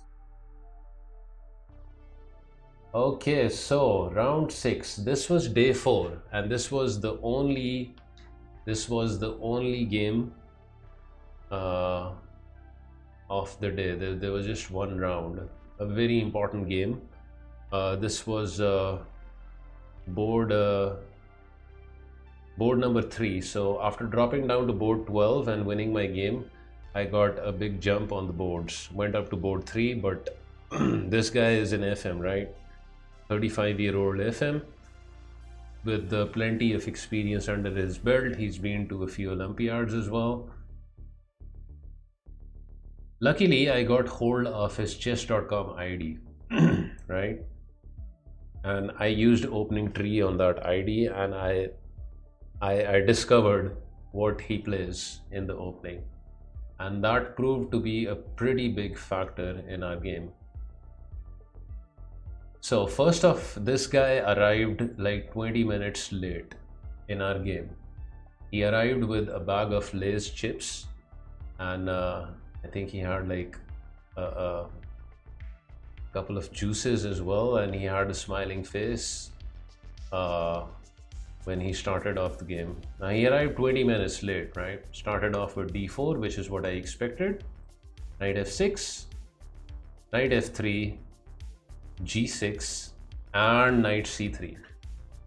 Now as soon as he played knight c3, he kind of stretched his arms, and he thought I was going to take some time over here, because knight c3 is uncommon, going for some London Jubava system with the knight sitting on top of the c pawn. But I had checked out his moves on opening tree. I played my move pretty fast, d5, and I didn't give him time to relax. Bishop f4, bishop g7, e3, castles, bishop d3, and c5. Now I wasn't spending too much time on these moves, because I had checked out his opening on opening tree, and he was going for all the moves that I had anticipated, right? So c5, castles, and b6, supporting the c pawn. Already he is down to like 1 hour, and I have the full 1 hour and 30 minutes. I've actually increased my time because of how fast I'm moving, right? Building up with the increment as well. h3, making space for the bishop, avoiding some knight h5 ideas. Bishop b7 with the double fianchetto of the bishops. Bishops love space. The more space they have, the better they are. So I was very happy to go with this setup. Idea for b6. I get this position before b6. Well, b6 is just to support the pawn on c5, because I remember from my analysis, with the king in the center, it's barred for white to take this pawn.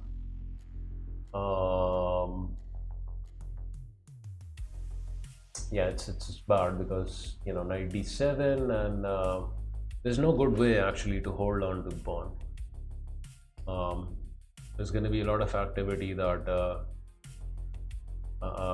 black's gonna get. But after castling, I guess probably white can consider taking this. So just a nice move just to support the pawn chain over here, and also prepare bishop b7. It's a multi-purpose move. So that's why b6. More than anything, I think it's just for the development of the bishop, right? It's just a very nice square for the bishop to develop on b7, because usually in these systems the bishop has a problem developing on this diagonal. Not really a good square available. Like, you can commit it to g4, but then what you're basically doing is just saying that, okay, I'll just trade. Yeah. But with the bishop on b7, the bishop pair stays, And you will see in the game how the bishop pair proved to be decisive in this game. This was a long grind. h3, bishop b7, rook e1, and knight e4, not allowing time for him to open up the position with e4. And he thought long and hard on this move, and finally he decided to go for bishop captures on e4. There isn't much else that you can't really do over here for white. You can't take with the knight, otherwise you're getting forked, right? There's also a threat of simply taking over here and messing up the structure for white, so this seems like the only reasonable option. Bishop captures on e4, pawn captures on e4, knight g5. Now he was taking his time, you know, with these moves, and I wasn't. These were simple combinations. I was in a relatively better move. I had some sleep under my belt as well, and I was feeling confident, you know, that I had come out of the opening quite well over here. So knight g5, threatening to take the e-pawn, and I can't really play f5 over here, otherwise there's fork. But I can take on d4. That's what I did. Takes. The engine actually wants to take over here with the queen, but that's the engine. What I did was play knight c6 with the idea of trying to keep the queens on the board. You can always discover new ways and more ways to listen. Fully calculated d5, which is what my opponent played, And turn because now I have knight b4, depending on your mood. and this is still better for black.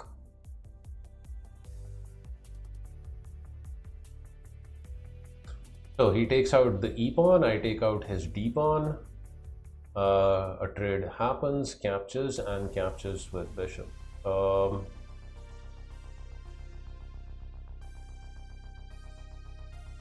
I don't know whether I can actually take with the queen. Probably I can. Like captures, then there's knight c3. Maybe this is still, you know, playable for me. But I wanted to keep the queens on board for as long as possible, right? So I took with the bishop. And this is again a position where the bishop pair should be very good because it's opened up. Knight c3 is what he played. There's an invitation for going into a drawish setup. Like if I trade over here, I do mess up his pawn structure, but notice the color of the bishops, opposite colored bishops. And chances are of, you know, a draw are quite great over here. So that offsets the damage of the pawn structure. So I went for bishop e6.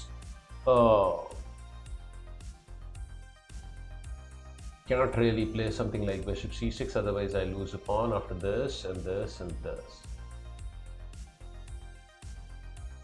So bishop e6 with the idea of blunting out his rook in case he decides to trade the queens.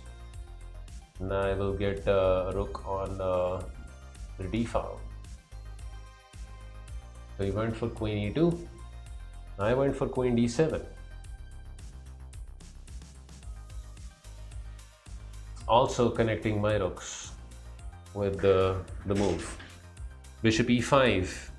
Now you can see from his moves over here that he's trying to get into a somewhat drawish, you know, position. I guess I can probably consider trading over here, and there is still some, you know, imbalance because of the knight and the bishop. But I wanted my bishop there, right? So after bishop e6, I played bishop a6, declining the trade. Rook d1, I had anticipated this move, simply queen c6. And now a very tricky move, bishop d4. And there's a pretty decent threat over here. And that threat is queen e5 with a mating attack and I can't really play f6 because the bishop will be lost. So when I first realized this threat, I thought I was in trouble. But after thinking a while, I found this move, bishop f4, which is nice. Because now I stop, the queen from coming over to e5. But I did mess up a little in my calculation over here. He played bishop e5 again, asking for a trade. And I, in my calculation, thought bishop g5 was actually a victory for me, right? Because now if he tries to go for something like this, I can simply ignore and play something maybe like this. Because, after this I have bishop f6. What I did not realize over here was how good a move knight e4 is for white here, with an attack on the bishop, right? Can't really move the bishop over here, otherwise I lose a pawn, so I have to come over here.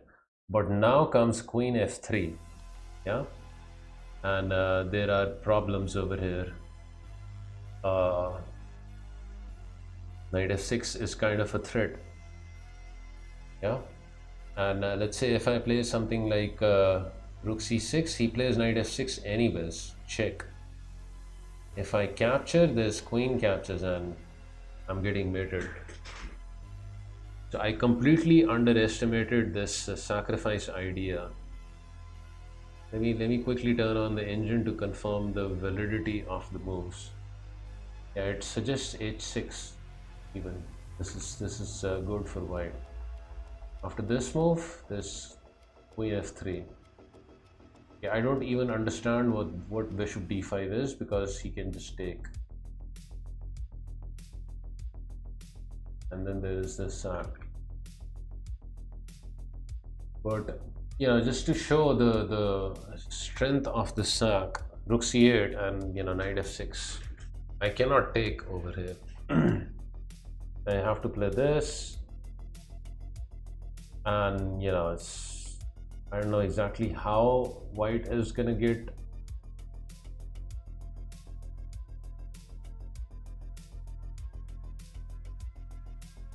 Like transform the advantage. Okay, simply wins the exchange, huh? Simply wins the exchange. But thankfully, he did not find this combination. Huh? He did not find this combination. I didn't see it, he didn't see it. Went with queen e4, which is a mistake, because he had a winning move with knight e4. And now again we are equal according to the engine, although I think I have the easier moves. So queen e4, don't really want to move the queen anywhere. For example, queen c8 is just barred, disconnecting my rooks again. And also his queen is centrally posted, so I knew my queen has to stand her ground. How to support her? Rook c8. You have to be careful over here and not blunder something like rook c8, because then rook d8 check wins the game. I have to take and lose the queen. But after rook c8, it's completely fine. So he thought on the move and finally decided on going into an endgame. Queen c6, rook c6. Very happy I am with the outcome, because now my rook is activated on the c file, the queens are traded off the board, and I have the bishop here. Rook d4, bishop h6, because my bishop was a bit loose over here. I wanted it to come back in the game. Later on I can reroute it back to g7. He simply doubles up, but now I have f6, yeah, because the pressure on the e file is gone. My rook is also supporting the bishop, so it's completely fine. So f6, shaking the bishop away from this diagonal. Bishop f4, again he wants to trade and simplify the position. He's getting into time trouble over here because he was 20 minutes late. I avoided the trade. Bishop g7, anticipated rook d8 as his response, and I played rook c8. Important to guard the infiltration of the back ranks over here from the rooks. My bishop is very nice in preventing any penetration on the 7th rank. So he trades, I get to capture with the king. The king is going to come into the game over here as well, and my rook is doing fine. So bishop e3, king e8. Why king e8? Because I want to cover the e7 square, prevent this penetration, and have movement with my bishop, right? Relieve it of that duty. Rook d2, bishop c5, dominating the knight and also preparing to push with my pawn majority. Very important to do that. Wherever you have a pawn majority, you need to advance. His pawn majority is going to have trouble over here because my rook is very nicely placed. a3, f5 first.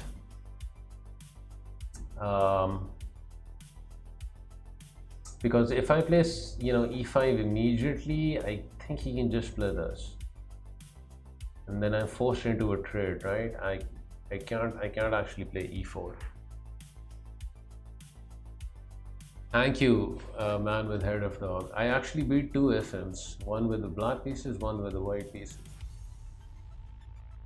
Okay, so f5, f4, he tries to discourage e5, but I played it anyways. Otherwise, this pawn is just backward, and my majority is just useless. So I played e5.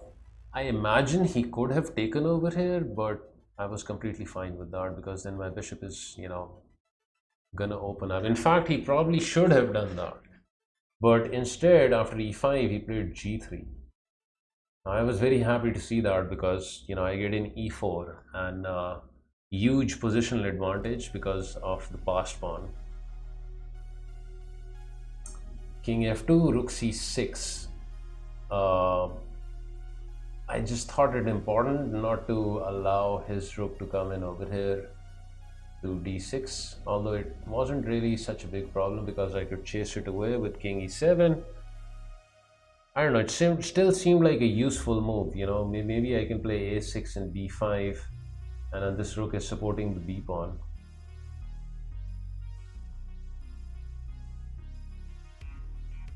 Are you going to cover your games from the nationals either on stream on YouTube? I am doing just that, Gregory.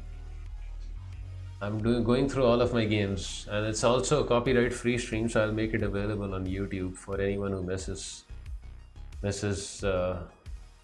analysis. Okay, bishop d4, again asking for trades. Bishop f8, keeping the bishop pair. Knight d1.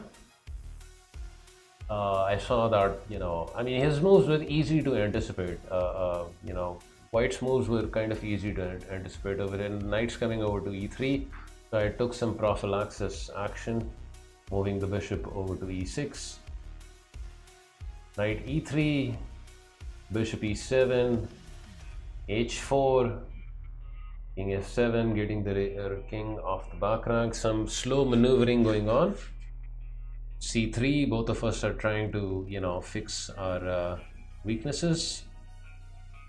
h6, preparing for an eventual g5 because that is an important pawn break that is over there. So he plays rook d1 with the idea of trying to get the rook over here to h1 in case I go for g5 immediately.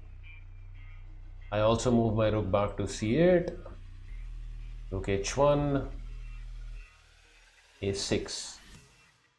I couldn't see a way of making the g5 pawn break work because his rook was gonna end up checking me over here, and I couldn't really move my rook to h8, right? His bishop is covering that square.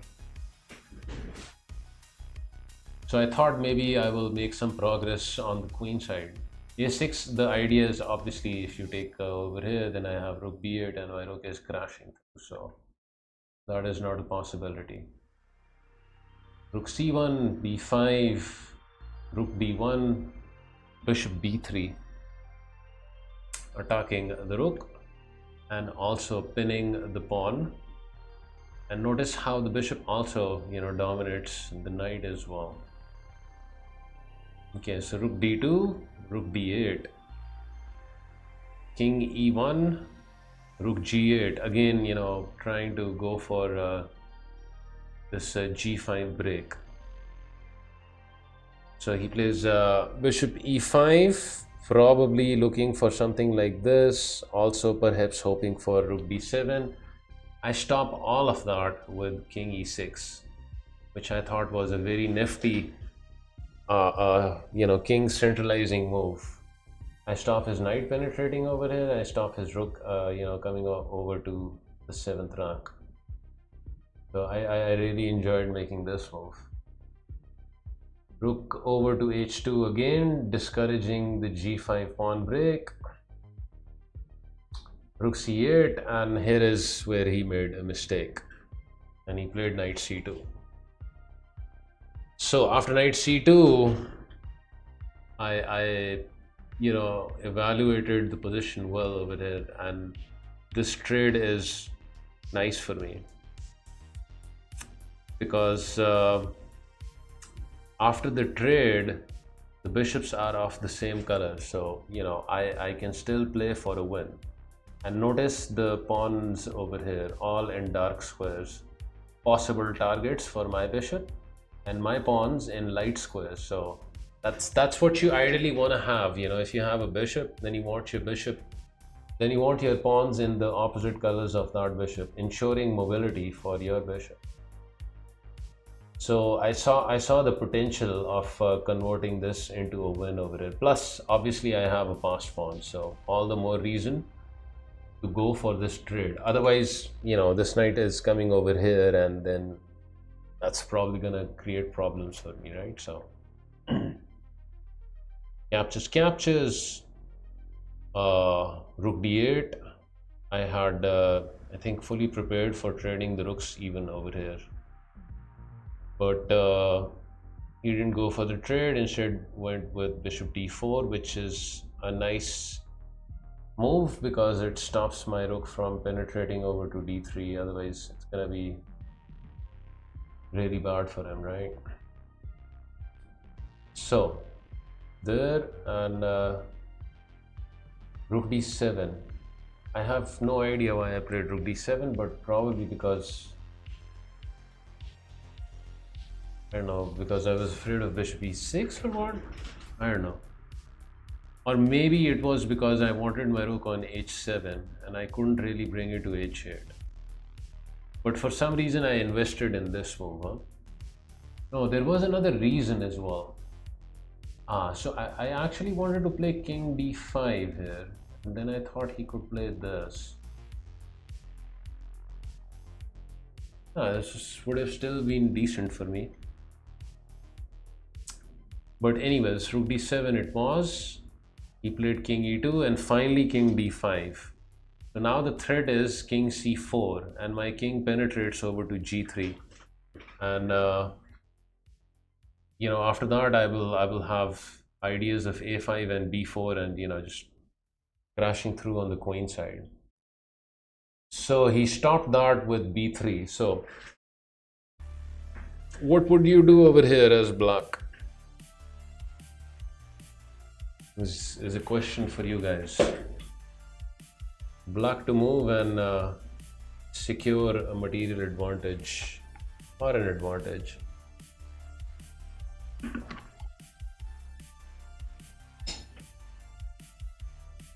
Black to move.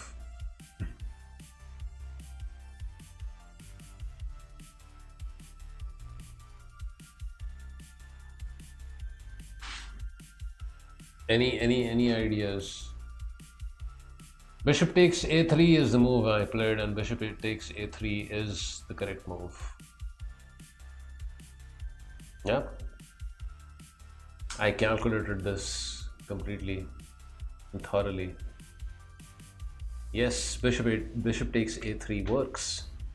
I think my opponent simply missed this because after rook a2 I play b4. Obviously, if you move simply the bishop back, then you are dropping the a pawn. you can play b4. And the idea is that after this, you can just simply take the pawn, and there is no time for white to take on a6 because this bishop is hanging. I will get in a5 next.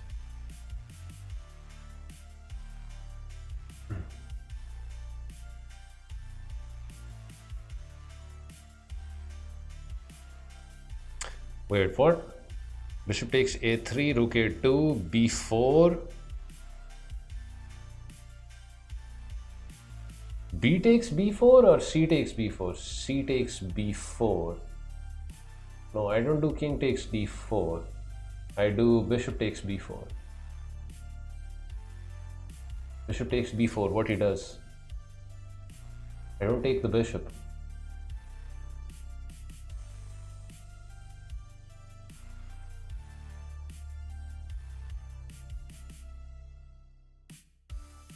Ah, he has this move, huh? c4.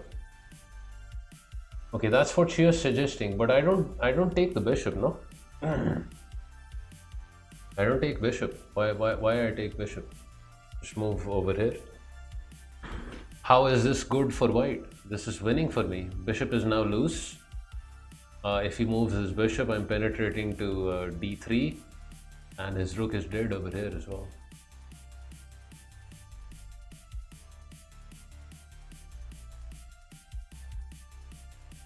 I think this is still winning for me, no? Yeah, winning. I think I saw this on the board as well. He's suggesting that white plays b4 to trap the bishop.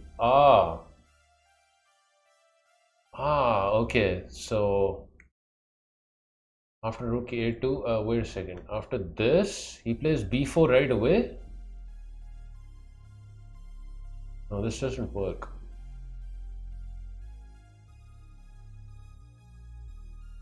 No, I calculated b4 as well. b4 doesn't work. My king penetrates to b3 over here.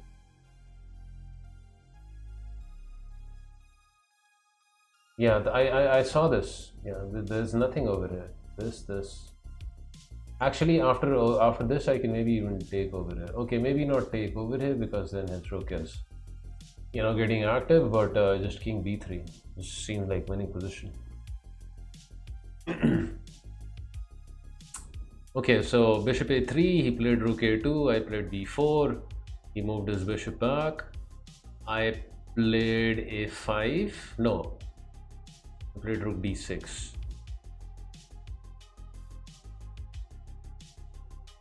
Okay, guarding pawn. Rook d2 check, king c6, and c4. I was happy to trade the rooks over here because the position is completely winning. Bishop captures a5, and the a4 pawn break is unstoppable. Okay, so bishop e3. I mean, I can probably play this right away and still win. But I wanted to get my bishop some more activity, right? So first bishop b2, bishop a7, h5.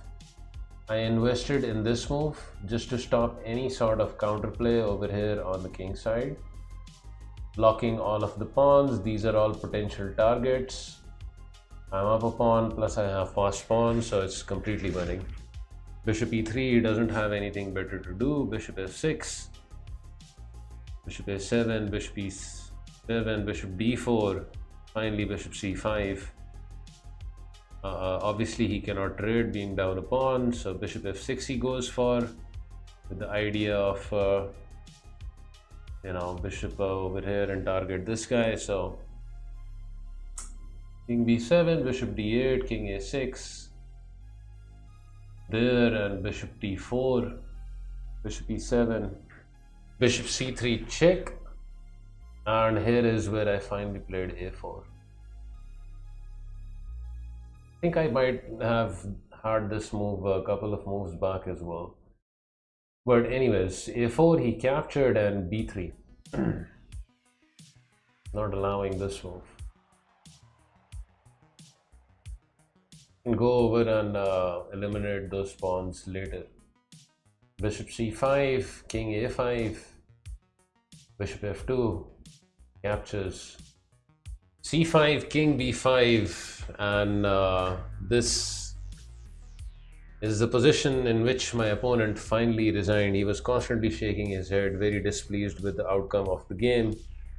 And I mentioned that when my opponent arrived 20 minutes late at the beginning of the game, he had a smile on his face and he had a bag of chips. Throughout the game, he never got a chance of opening his bag of chips or eating the, or drinking the juice that he brought with himself, because he was constantly under pressure in this game. And yeah, he wasn't happy after this game, but he congratulated me on the game and he told me that I played really well, so I respect him for that.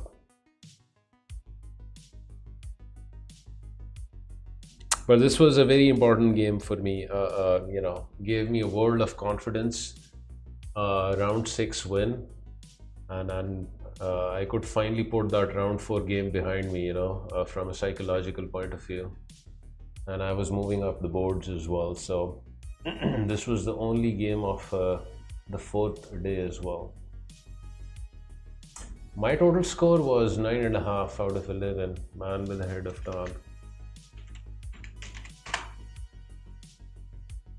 You can check out the results.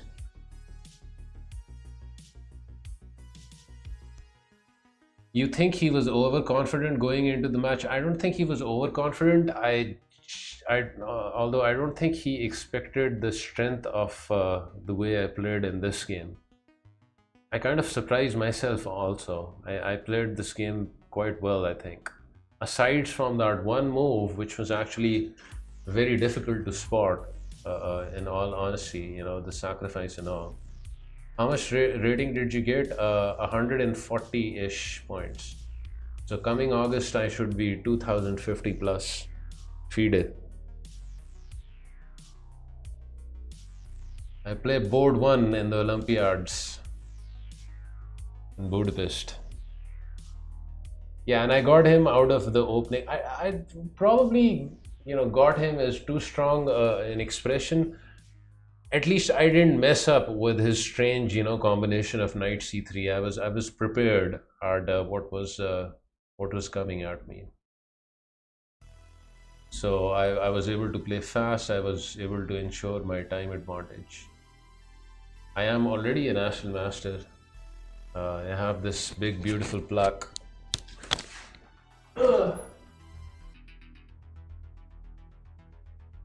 That says I am a national master.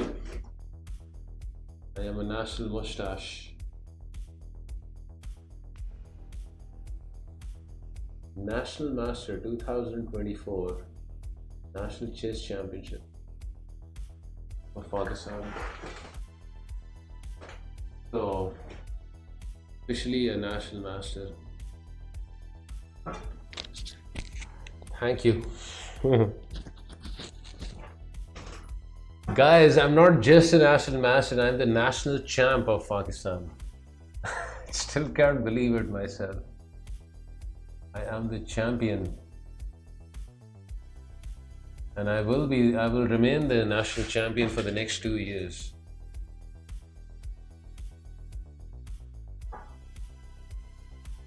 National mustache, exactly. Okay, so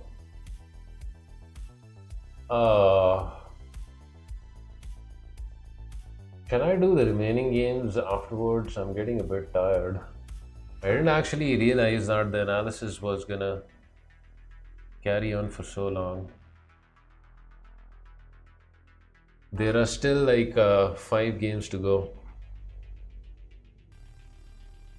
Oh, actually 4 games, because the last game was just a formality. Okay, I guess we will carry on. Okay, so this is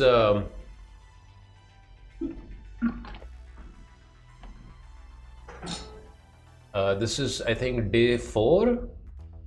First day 1 round, second day 2 rounds, third day couple of rounds, fourth, no, this is the 5th day. This is day 5 and we have 2 rounds over here, and this is my first pairing on board number 4, playing with the CM. Some background on the CM: he is 60 years old, this guy, also hailing from the same province that I was representing, Sindh, almost 2200 feet.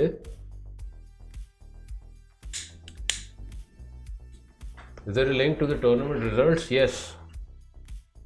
Electra. That's the link to the results.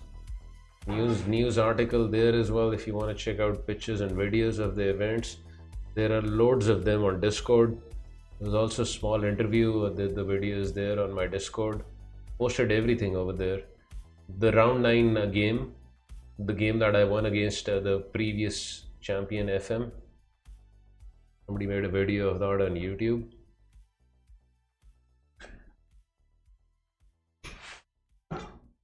Okay, so this is round number 7, guys. CM, I have the white pieces. I looked up some of his games from the past Olympiads. Problem is, his games were like 20 or 30 years old, but I still had a fairly decent idea of what he was going to play against me. I knew he was going to play the Nimzo, so I was completely fine with that. And he did play it. But from what I remember about studying his openings was he likes playing E6, inviting, the French defense. I had no plan of playing the French defense. I would have just played C4, and then he liked to transpose with knight F6 into the Nimzo. Anyways, in our game, he just went with knight F6.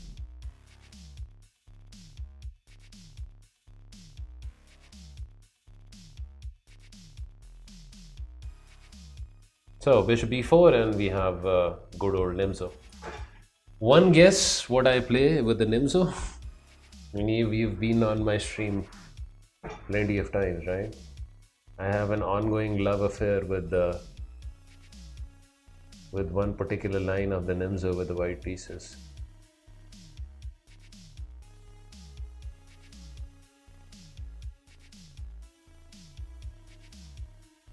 Yes, the K-Mock variation. You guys can also see the moves, huh? But yeah, F3, I love playing this variation. So I kind of wanted my opponent to go into the D5 system, which I really like playing against, but he went with C5. Now against C5 in the past I went with A3, which is playable, but it is a lesser move, where after captures, I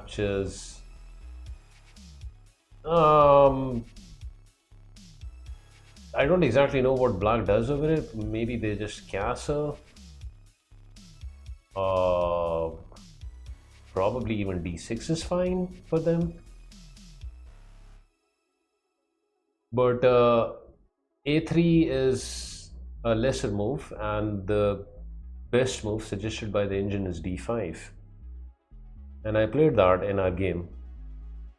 Sometimes in Blitz I go for A3 just to mess up with my opponent's theory and whatnot, but this was a classical game, right? So plenty of time to think on it, so I chose the strongest response, D5. He knew his theory well. B5 is what he played. Taking the pawn over here is bad because then you're losing your central pawn, and your center is just completely getting shattered. So you play E4.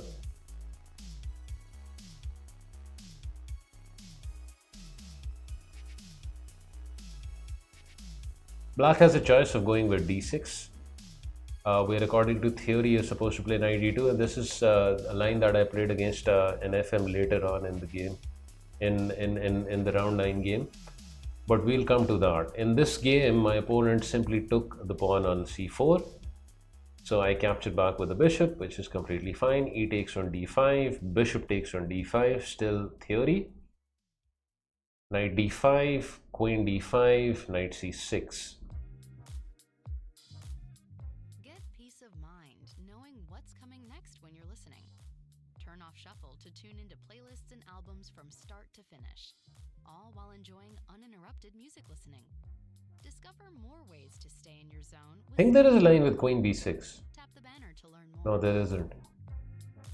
Okay, I'm probably messing it up, but there is a rook sacrifice line, maybe with a different move order. Anyways, in this game, that didn't happen. Budapest is stunning, the horseman in Heroes Square. I guess I will find out in a couple of months, won't I? Really looking forward to that trip. So, knight c6. White holds a small opening advantage because of all the space. A very solid pawn structure, which is going to counter the bishop on this diagonal as well. So why black having the bishop here isn't all that important. Knight d2, simply continuing with development. Bishop a6, very natural, trying to get play on this diagonal. For now I can ignore that, so I continue with my development. Bishop e3, very logical square for the bishop, putting pressure on this pawn and forcing black to make a decision on whether he wants to defend it. Played queen a5.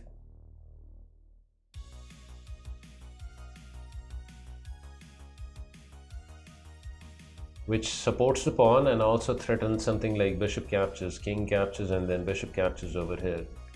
So I avoid all of that with king f2, not castling, because then comes bishop captures and I lose exchange, right? I'm captured with the knight and then I lose the exchange.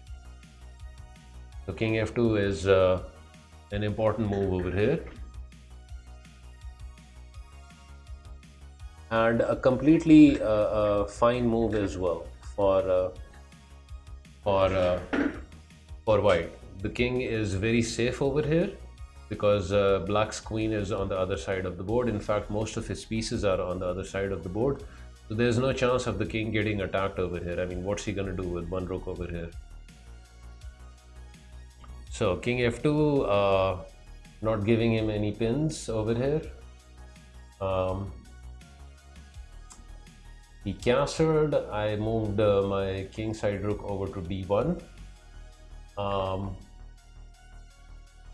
The pawn is hanging over here for black, but I never had a plan of taking the pawn because, if you take the pawn, then the file opens up for the rook. I mean, moves like this happen, knight e5, check is happening, the king is gonna have to go to g3, so there's just too much play. I just saw this, knight e5 happening and this check happening, and I knew he's gonna have enough play for the pawn. So that is why wasn't even on my mind to take the pawn. But rook d1, development of the rook over to the open file seemed like a very natural move. He played rook b8, also a move with a small threat, right? Because now he's threatening something like bishop captures, and if knight captures, then the b pawn falls off. And if I take with the pawn, then rook b2 anyways over here, and then he's got some pin action. So I played rook d2, which apparently the engine doesn't like that much. It suggests rook a b1 as a better move. But I like this move because I'm guarding the pawn, laterally. I'm also preparing to double up over here, and I calculated this variation that my opponent actually went for, which was bishop e2, and now I take with the rook. Rook takes e2, bishop takes c3, pawn takes c3, and queen takes c3. Temporarily going up a pawn is black, but in the end I have rook c1. I calculated all of that. not that hard, and I get you know, my pawn back. Queen comes over to f6. I get my pawn on c5. I was very happy with this position. You know, I've got a solid pawn structure. The rooks are doing well. My bishop is it's got great potential. I liked it as compared to my opponent's knight, and I also loved the imbalance. More chances of an outcome, right? I was playing to win. I had confidence after my win against the FM. So bishop c5, attacking rook. Plus, I also liked you know, the weakness of his pawns over here. I do have an isolated pawn myself, but it's just one, and it's also protected enough with my heavy pieces, whereas my opponent has these two weaknesses. And actually, this proved to be decisive in the end. He played rook c8. I mean, again, you know, offering me the pawn, but then, you know, something like knight e5. Also, I guess after this, he can maybe just even play rook d8. Okay, so rook c2, doubling up the rooks on the c file. Queen e6, offering a trade of the queens. And obviously, I don't want to trade over here and, you know, adjust his pawn structure for him. So bishop d6, attacking the rook. If black takes over here, then I win material, obviously. Because of this and this, you know, it's just falling apart for him. So he cannot trade queens. Rook b7, he defends his rook. And I played queen d3 here. I can still leave my queen over here, and he can't trade, otherwise pawn captures and there's this battery action. But I played queen d3, I think, because I had a fancy for getting the queen over to a6 and you know, get some activity on this diagonal. Anyways, he played rook e8, and here is where he offered me a draw. My opponent offered me a draw, and he offered me a draw, and then he got up from the board and went for a straw. Now, one thing I learned, you know, in this event is, if you're going to offer a draw, then what you want to do is keep sitting on the board, because it induces a psychological pressure on your opponent to make a choice, and that choice might be in your favor. So had he stayed on the board, I might have, you know, I might have accepted the draw. Although probably not still, because I still thought I had an easier position. But just because he got up and went for a straw, I was left in my own thoughts. So the decision became even more clearer to me. I knew objectively the position is, you know, equal over here. But he has more weaknesses. I have more space. My bishop is doing well. I have every, you know, chance of winning. You know, so why not play for the win? And if a draw happens on the board, like a perpetual or something, then fine. So, you know, played king over to g1, and he came back on the board and he played h6, eliminating back rank threats. Queen d2.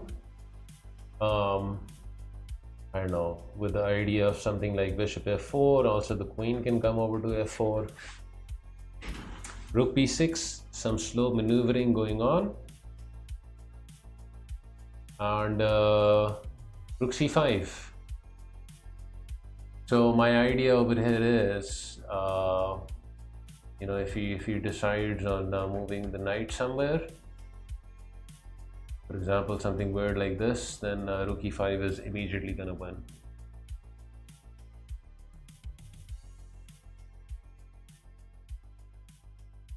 Even if he takes over here, he's just losing, you know, the exchange. And if he takes the bishop, I take queen.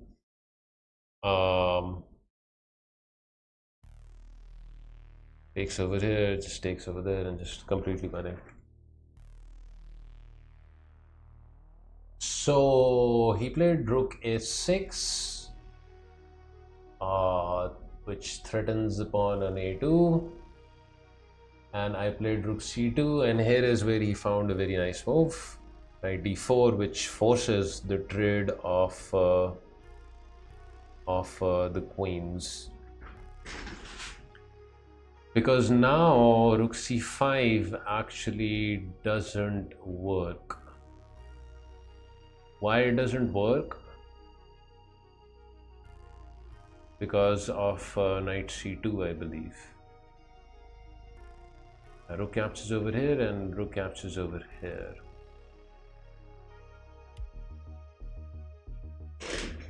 And I mean, you're basically going up against two rooks, right? With the queen, which is not enough. And probably, you know, black is winning in this position. So I knew that I was forced into an exchange over here. I tried to find something, but there really isn't anything better to do than to just go into a heavy piece endgame, which is still fine for me because he's got these two isolated, you know, pawns, and they are gonna be weak. Okay, so queen takes d4, rook takes d4, attacking queen. I play queen a1, covering against the check on d1 from his rook. Rook b6, and I start seeing that he's gonna build a battery over here with ideas of rook b1. Gotta make space for the king. h4. Also stopping g5. I can you know, support this pawn with something like queen e1. Also, you know, in some cases I can just fix the pawn on h5, which is going to stop g6 as well. So he goes after the pawn immediately. Queen e7, I defend it with queen e1. Rook b8, threatening, not actually a threat because I can still play something like rook c1. Actually, it is a threat. Yeah, if I make some silly move like h5, this rook b1 wins. Because after rook c1, he has this rook check. Yeah, captures, and I'm lost. And I saw that, so I have to move the queen away. Queen g3, still very nice for me, keeping an eye on one of his rooks. Allowing this check, there's always going to be king h2. He went for the check, king h2, king h7, getting his rook off the back rank.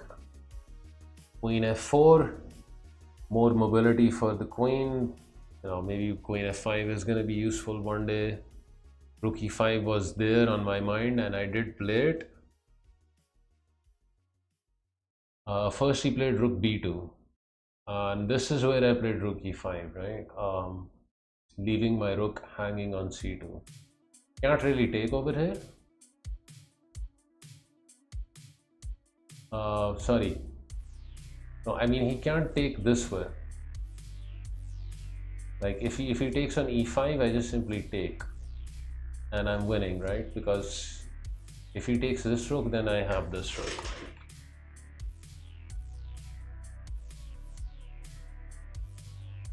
But he found the strongest move with queen d6, which forces me into trading, right? Captures, and this is now a serious threat. Rook b5.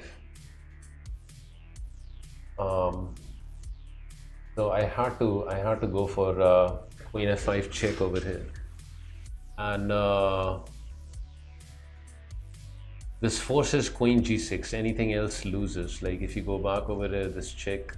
I guess I can't move the rook yet, but I will be able to do that after playing something like f4. And also you can't block with g6, otherwise, you know, this. So queen f5 check, queen g6, and the queens are forced off the board because there is a mate threat over here. Captures, captures, completely equal game, but still, you know, kind of easy moves for me. Rook a5, defending my pawn and attacking his pawn and forcing his rook into passivity. Rook b7, rook f5 with the idea of cutting off his king. Now there is only one move that you know, saves the game for black. He has to play f6 here. But I think he was I had a decent time advantage against him by this time, by the way. I think like 30 or 40 minutes. And he made a decisive error and played rook b2. Yeah, f6. f6 has to be played. f6 has to be played. Or maybe something like d6. But he played rook b2, which is a decisive error because h5 check and he loses the f pawn. I knew I had won the game at this point. h5, king h7, I take. He takes over there, I take over here, and this is just completely winning. With you know, pawns like this and a dead king like this, he has the flank outside pawn, but I will be easily able to defend with my rook. So a5, rook there, he was shaking his head now because he knew he had blundered. a4, why did I play rook a8? Because I didn't want to allow his king to activate. As his king is buried over here, he can't even play g6. a3, king g3. I knew, you know, he's not gonna get anywhere with his a pawn. g5, rook a6 was kind of useless. I should have just simply checked him right away because that forces his king to the back rank. But still fine. Rook a6, rook a1. Finally saw that I'm forcing his king on the back rank with a check. So king g8 and king g4. I guess it's pretty obvious my king is coming over to g6 and there isn't much that he can do. Rook g1, I imagine I can just take the pawn and I'm still winning as well, but I decided to save the g pawn for one more move. Rook has to go back to defend his a pawn. My king penetrates and it's completely hopeless. a2, king g6, threatening mate. Forcing king f8, check there, and I take out his pawn. Rook f1, which forces me to take on a2. Otherwise he's gonna queen. This is completely winning. Rook takes f3, I played king g7, even leaving this pawn hanging. The idea is that after the check, I will use his checks to attack this pawn. And if he takes the pawn over here, obviously just h6 is just completely winning. In case of rook f3, there is check. King wherever, no checks available, and just h7 is winning. So he saw all of that. When I played king g7, he resigned. And you know, he told me that it was a draw, and I said, yeah, it was, that you blundered, you know, that h5 move. So this was round number 7, guys.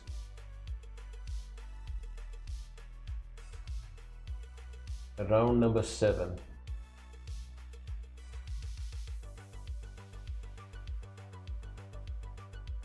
Okay, onwards to the round 8 game. Now this game I played like a complete buffoon. Some background on my opponent. This guy, you know, his rating is 1770, but I think he's very underrated. Going into the 7th round, he had won all 6 games. And in the 7th round, he got paired with the previous champion, right? And had he won his game against him, he would have had 7 points. So You know, he was like first 6 rounds he he had 6 wins. Very intimidating.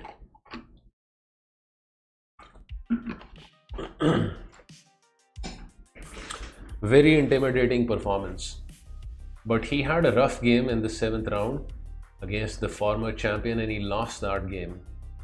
And I think that messed up with his psyche, his mentality, and it showed in our 8th round game. And by the way, I climb up to board 2 in round 8 over here. So on board 2, I'm playing with this guy.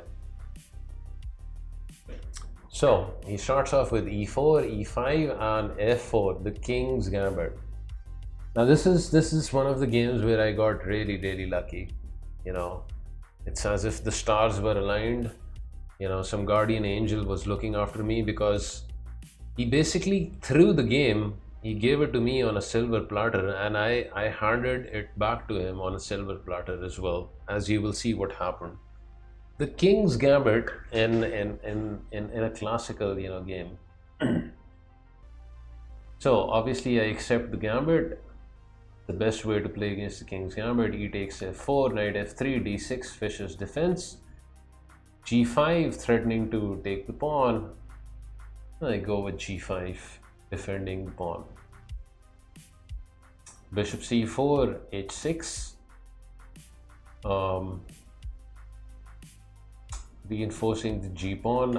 The engine likes you know, g4 over here, but I think there is a line where you sack the knight, right? If you play g4, white just castle takes, and then this, I don't know, there's some compensation for him. I never go for g4 after bishop c4. h6, castles, bishop g7, knight c3, knight c6, knight e2. He's basically blitzing out his moves. So I play knight f6, and guess what he does? Knight takes on f4. just you know, sacrificing for 2 pawns. It also opens up the f file. I mean, I kind of have to accept over here. So I do that. Bishop takes on f4. Castles and d5.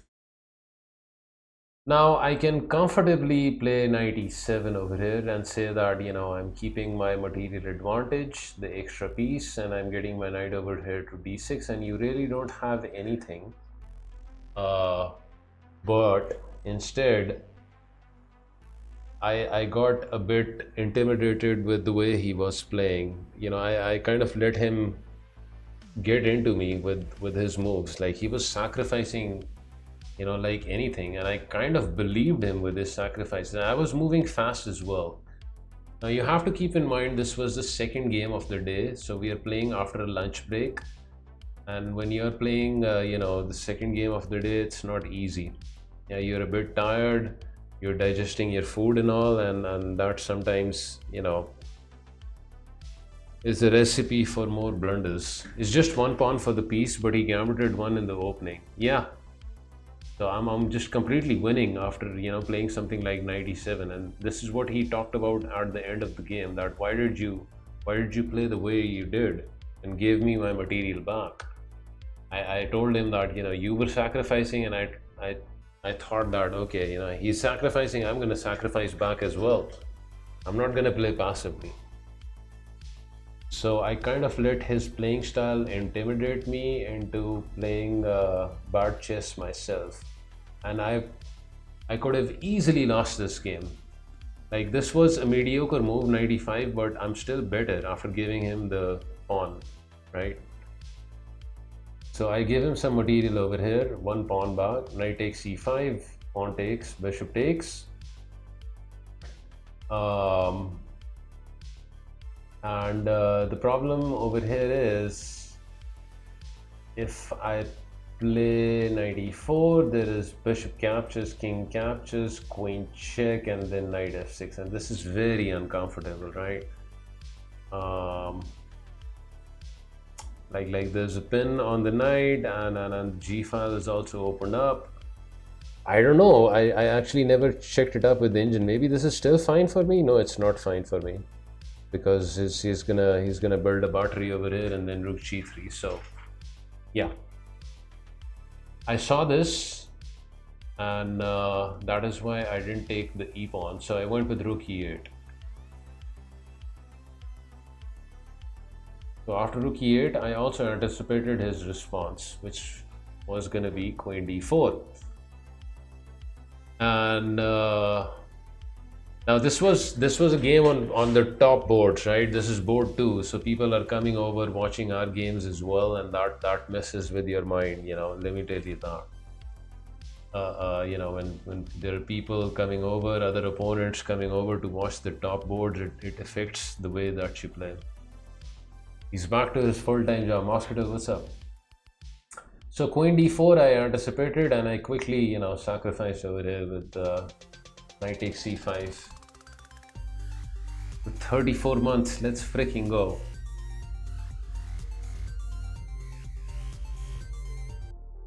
Yeah, I didn't appreciate all of this, you know, pressure build-up over here. Like what else can I do? I mean, I can play something like this, probably, I guess, and still fine. After captures d6, I can just play something like bishop e6, and I think I'm still doing fine. So there was probably no need for this exchange sacrifice. But like I said, you know, the way he was playing, the style of play kind of got to me. So I sacrificed the exchange over here. I'm still better, by the way, after this, but material wise, he has some material now. So queen takes e5, knight g4, attacking the queen f4, knight e5, blockading the center, attacking the bishop, defending also the f7 pawn, which was being threatened. And you know, he continues playing in his attacking manner. Plays d6. The idea is that if I take the bishop, obviously he gets to take the pawn, and then he's gonna collect the knight afterwards. So I played c takes d6, which apparently the engine doesn't like. It wants me to play queen over to f8, which I guess is a logical move, right? Because let's say if black gets greedy over here, then I mean he can't get greedy over here, right? The bishop is just on pre, just take over here. But anyways, the engine wanted queen f8. I guess I wasn't in my senses, huh? C takes d6 is what I played. Bishop f7 check. King h7, bishop b3, and I'm worried over here, right? A little bit, even though the engine analysis suggests that I'm actually still better over here. But I'm worried because I've just got like 4 pawns left. My rook isn't developed, this guy isn't developed. And I'm thinking that, you know, maybe he's got enough material over here. So that is what was there in the back of my mind. Knight g6, attacking the queen, and he played queen d2. And here is where I made a critical blunder, and I should have just lost the game after this. I made a Bobby Fischer blunder over here.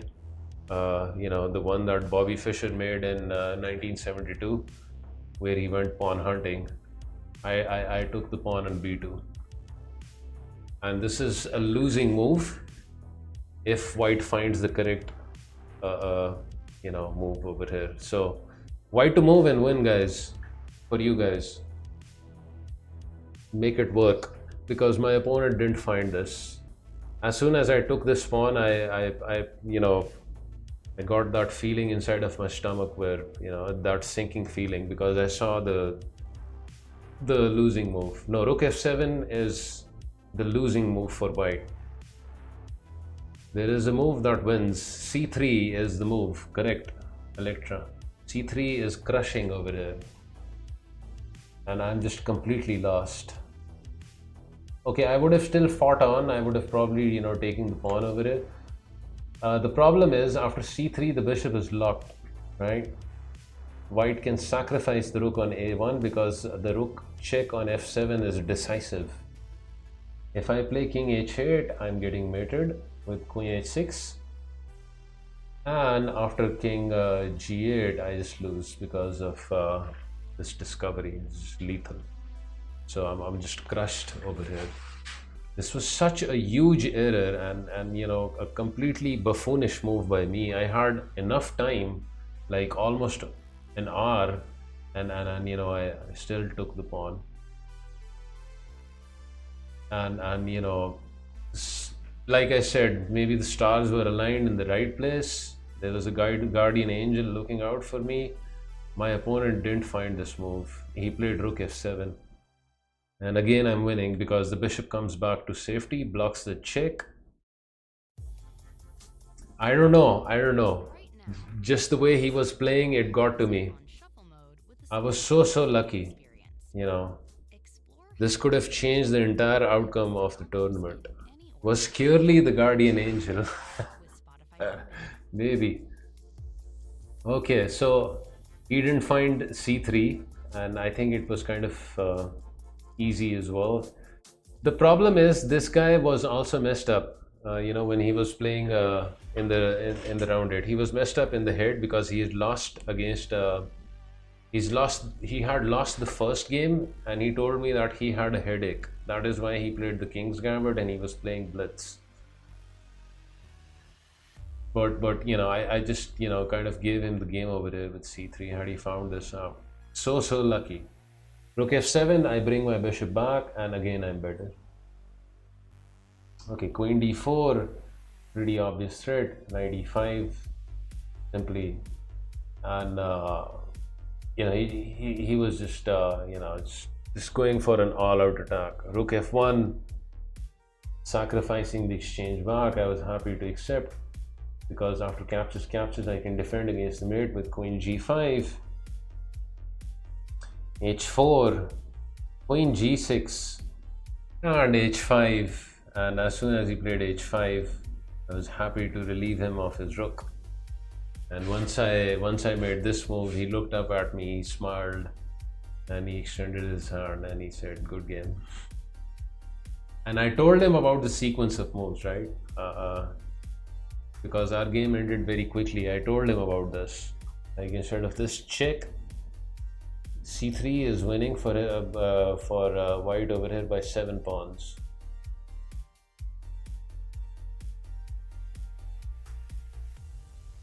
Okay, it says 4 pawns, but yeah, you get the point, right? Completely winning. Completely and utterly winning. I have to play this knight e5. So lucky. Could have very easily lost this game, but I did not. And after this win, day 6, I get paired with the leader, the former you know, national champion, who's also doing great guns. Going into the round 9, he's the leader with he's a leader with 7.5 points out of 8 rounds, and I'm pretty much the only obstacle that remains, right? Yeah, this is now board 1, round 9, board 1, and people are telling me you're the only obstacle that remains, you know, against this guy, because if you don't beat him, then he's gonna win the championship again. Thank you, Paulie, for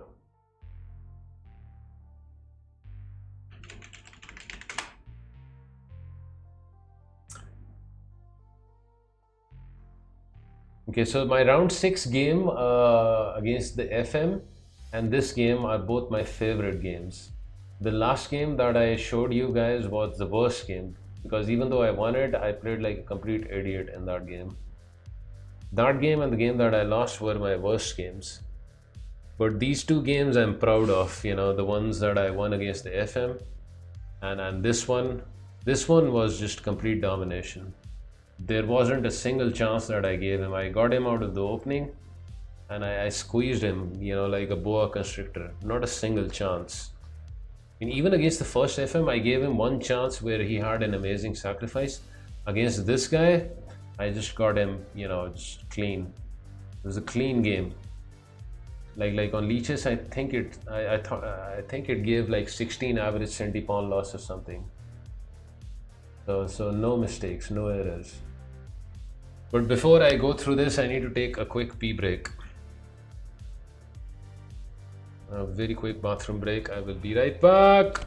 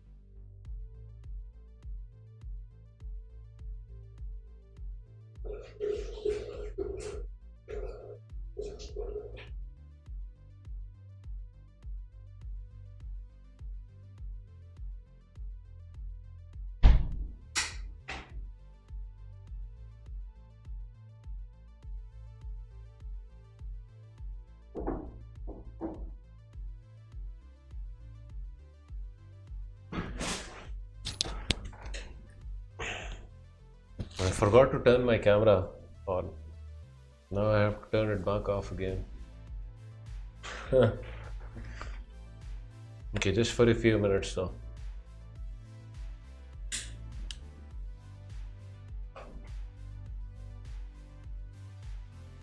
Okay, so board 1. I have the entire province of Sindh cheering me on to win this. Board 1, this is day 7, I think. I think it was day 7. Anyways, this is round 9. So I'm at number 2, closely following the leader over here. This guy is the former national champion and FM, very experienced players. Been to a bunch of olympiads and all. I'm playing with the white pieces. Chris.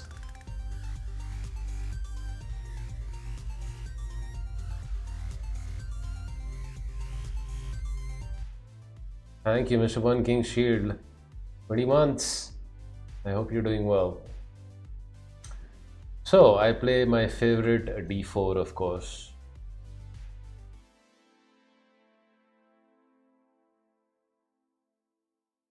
Knight f6, c4, e6.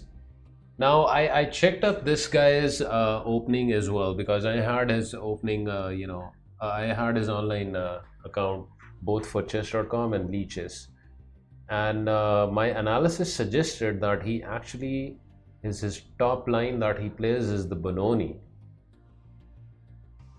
So I expected him to go into that with something like c5 over here, and I did not expect him to go into the Nimzo. Like I did expect a Nimzo. It was his second choice, but his top choice was to go into a Benoni system. I was prepared for it as well. But anyways, he didn't go for it. He went into a Nimzo with bishop b4. And of course, you guys know what I play against the Nimzo. It's f3. Hey, Mr. Words, thank you so much. I'm just almost done. There's just one more game after this, and the last round game was a formality, so I won't be on for long. Take care, and I'll get back to, playing Leeches Arenas probably from Friday. Okay, so f3, the Nimzo, and once again c5. I was again kind of hoping that maybe we're going to go into the d5 system. I like playing that, but this is the same opening that I played against the CM. So once again, I chose d5, not going for a3, which is a lesser move because this was a classical game. d5, d6. So a small change from the last game where my opponent played d5. d5 was played in this game as well, but first d6. So I take the center with e4, and now comes b5. This is theory. Now in the past I used to play something like bishop d3, which is not a good move because then black can, among other things, simply to take over here, and you're losing a tempo because you're moving the bishop twice out of the opening. So this is one of the lines that I improved. This was part of my preparation for the nationals, right? Knight e2, kind of a brave move, but of course if you have studied theory then you don't need to be that brave.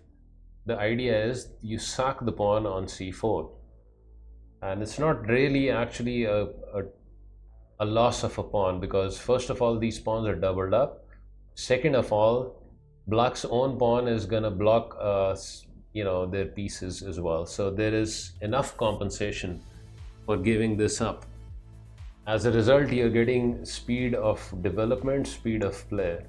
Knight f4 is I knew this from analysis, that this is theory. Knight comes to f4. The idea is that you're threatening to take the pawn over here, and you're also trying to provoke something like e5, and e5 was played. So after e5, the knight comes back simply to e2. Later it's going to be rerouted to g3.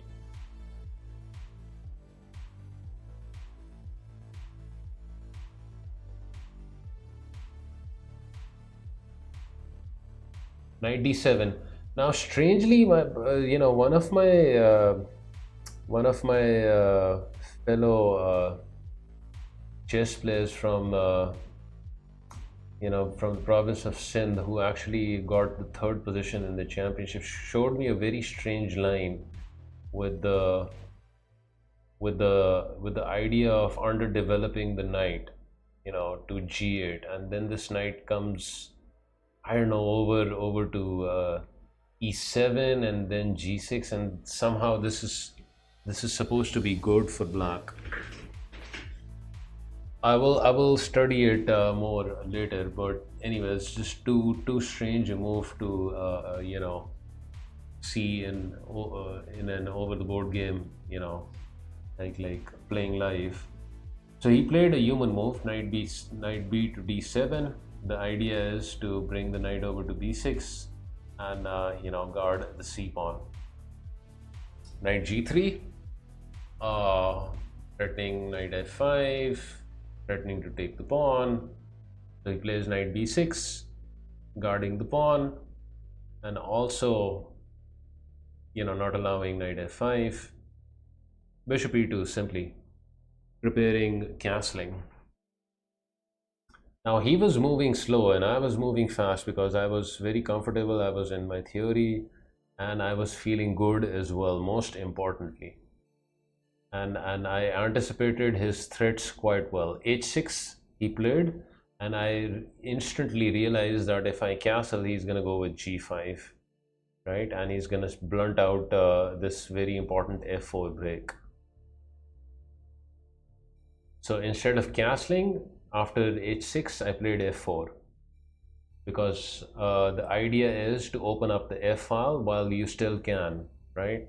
Before g5 is played, and then castle, because I'm going to have very good activity with the the open rook over here. So f4, e takes f4, bishop takes f4, he castled and I castled. And I am so not worried about being down a pawn over here because I've got my eyes on the prize, right? The king. The bishops are good over here and there's a lot of pressure on black's king side.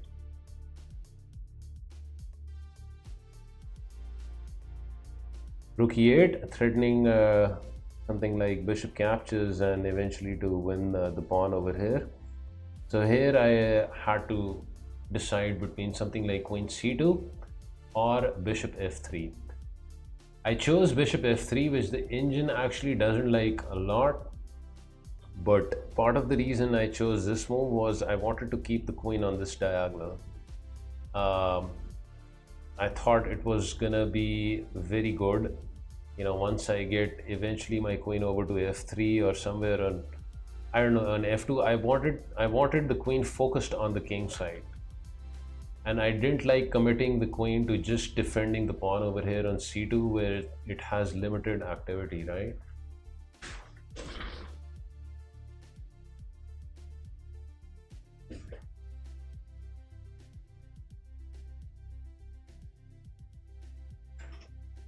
So bishop f3. Now I know the bishop blocks the rook temporarily, but I thought it was only gonna be temporary, right? I can always move the bishops away at some point in time and reactivate the rook because they are pieces after all and not pawns. Bishop takes c3, a move that I was surprised to see because I did not actually provoke his bishop, so he could have actually just kept kept the bishop for a move or two. But anyways, I was happy, you know, he's given up the bishop here without me having to do much. Capture with the pawn, rook b8 and h3. The idea is eventually to blunt out something like g4, right, after g5.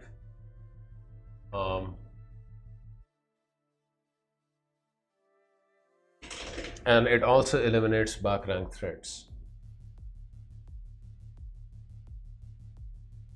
Okay, so he played queen e7 and I played queen e2. I mean, again, the idea is to swing the queen over to the king side and keep up the pressure over here. And this doesn't work because my queen is protected twice, right? So captures, simply captures with bishop, I don't know, maybe even with knight, and it doesn't work. Also, queen e2 connects my rooks as well, so I'm preparing to bring all of my pieces to increase the pressure on the king side.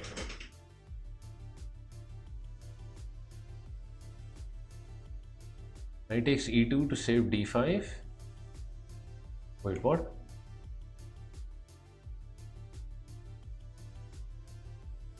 Yeah, in that variation, huh? Where he sacks there, and then this. I guess after the queen trade and then knight e2. Yeah, maybe this is better, right? Because if he takes over here, I take the rook captures. I can take out this. Oh, I'm just completely winning. I'm up bishop and. So point is that there is no sack on d5, right? And he played g5, and I was so happy to see this move. And he was moving slow and he wasn't moving well. Like g5 seriously compromises the king's safety. I was very happy to see this move. Bishop comes back to d2. Queen e5. Very obvious threat on the knight. I mean, my queen wanted to come over to f2 anyways. So now I have all the more reason to do that. So queen f2, and now, you know, he starts noticing the problems over here. The queen and rook battery over here is exerting a lot of pressure, so he has to defend. Rook b7 is what he chose to defend, the f7 pawn and be able to move his knight. I wasn't in a rush. I brought my rook first in. with the rook e1. Like I wanted eventually to put the bishop on d1, but I didn't want this guy out of the game, right? It's best to attack with all of your pieces. There really isn't anything that he can do over here. There's absolutely no initiative gaining move for black. So rook e1, all of my pieces are now in the game. King g7, he tries to reinforce his knight, but now commences the attack, bishop d1. And the threat is simply to take on g6. Queen captures, knight h5 check, and I pick up piece. So it becomes extremely hard to defend. He blundered with knight d7. I don't know what the best move was. Knight g8 is being suggested. Hard move to find. I don't exactly know what I would have done over here. Maybe just knight h5 check anyways. But knight g8 was the move. Knight d7 lost the game instantly. Because now I win a piece by force. Knight h5 check. And the king has to keep in contact with the knight, right? Yeah, even with knight g8, it's not a comfortable position. It's such an inhuman move. So the king has to keep in contact with the knight, and the only move to do that is king g6. Okay, so after king g6, you guys can see the move. Find the move to win for black. Oh, for white. Sorry. I'm also getting a little tired now with all these analysis.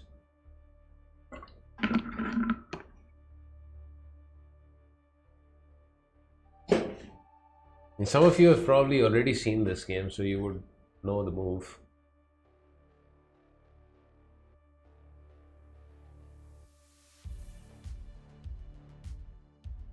Win it for white.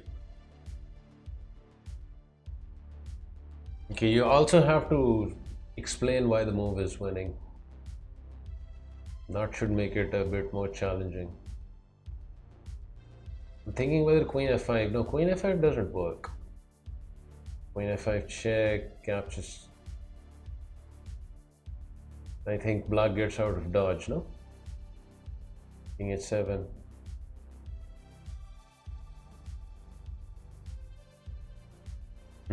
Bishop g5? Wait a second. What? Bishop g5?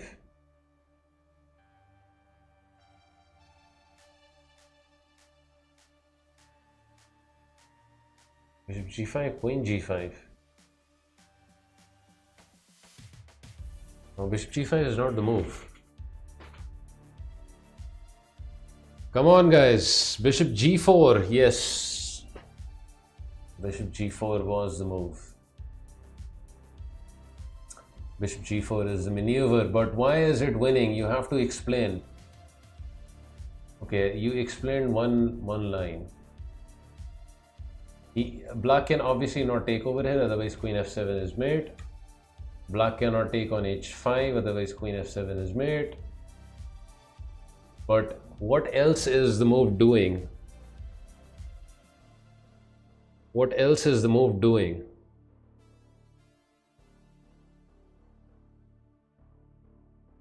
Okay, why this move wins is because it forces the white king to let go of the defense of f6. For example, if while black plays something like rook b2, the threat is bishop f5 check, exclam. King can't go over here, king can't go over here. It is forced into taking on h5 and you get mated after g4 check. Knight captures, pawn captures, checkmate. So the threat is bishop f5. There are a couple of threats, right? First is like if he takes over here, then obviously the battery is just winning. But this is the main threat, bishop f5. Black has to do something, and he spent like, I don't know, 10, 15, 20 minutes, I forgot. And reluctantly, you know, he played king h7, but it's completely lost after that because I pick up an entire piece. The game is mine after knight f6. Knight f6, Can obviously probably just take over here as well, but I took the knight, right? Bishop captures, queens are traded off the board, very happy to do that. Rook captures, pawn captures. And it's only a matter of time. He kept playing for a while, but you know, I had more time. I had like almost an hour, plus I am up a piece. Takes with check, king goes there, come back, defend the bishop. Black doesn't even have rook takes a2 because of bishop f4, forcing more trades. Rook captures, bishop captures, completely winning. I will take on d6. So after this move, he moved his rook back. Bishop c1, I defend the a2 pawn. He tries avoiding trades, rook b2. King f2, rook check. I moved back over here and I fully expected him to just repeat. And then maybe, you know, I would have gone about a different way with something like rook e2, I don't know. But instead he played rook f7, which allowed me to trade this guy as well, because now my e-pawn is not under fire. So captures, rook f4, rook e2, guarding this pawn and, you know, provoking him into taking over it, because after this g3 and, you know, the rook is certainly trapped. So he saw that and he moved his rook back, but it's all over, right? The bishop activates with decisive effect. The full force of the extra piece can now be felt. Rook goes into defense. Rook f2, cutting off the king, and it's just completely hopeless. He played on for a few moves. Rook, king g7. I finally went for the pawn break. e5 captures, bishop check, and you know, just passed pawn. Rook b7, king h2, not even allowing him check. a5, a4. I got up from the board after playing a4 and went for a drink of water, and came back and I saw him signing on the move sheet. It was all over. It was all over. Mr. Grover. And with the win, I took the lead. So yeah, that was the winning move, right? Bishop g4. This bishop f5 idea is too strong. And it was a very nice game because like you know, look at this, 17 average centipawn loss, just the one mistake. And even though it wasn't like such a big mistake, I had a lot of advantage and only let go some of that advantage. So pretty clean game.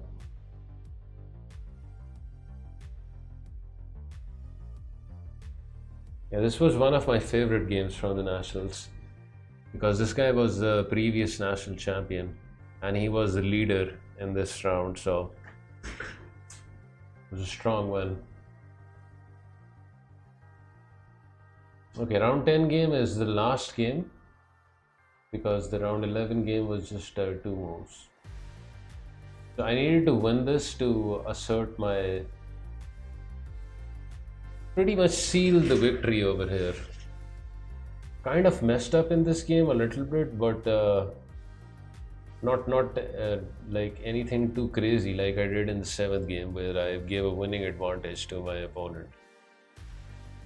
Okay, playing with the black pieces, this guy was in NM, 1970 rated, played e4. I had no idea what he was gonna do because he didn't have an online ID, so I couldn't check up on his games. I just went in there to play to my strengths. e5, knight f3, knight c6, and another scotch game with d4. Captures, knight f6, and once again the Schmidt variation. Always happy to see this as compared to this line, which is more theoretical, and you know, everybody knows the theory behind this. But this guy was again, you know, moving very slow out of the opening. These are very obvious moves and I wasn't taking a lot of time, whereas he was taking a long time. Knight captures c6, b captures c6, e5, queen e7, queen e2, knight d5, all theory. c4, you can go for bishop a6 as well, but recently I switched over to knight b6. Also a very solid move as suggested by Stockfish. He played b3.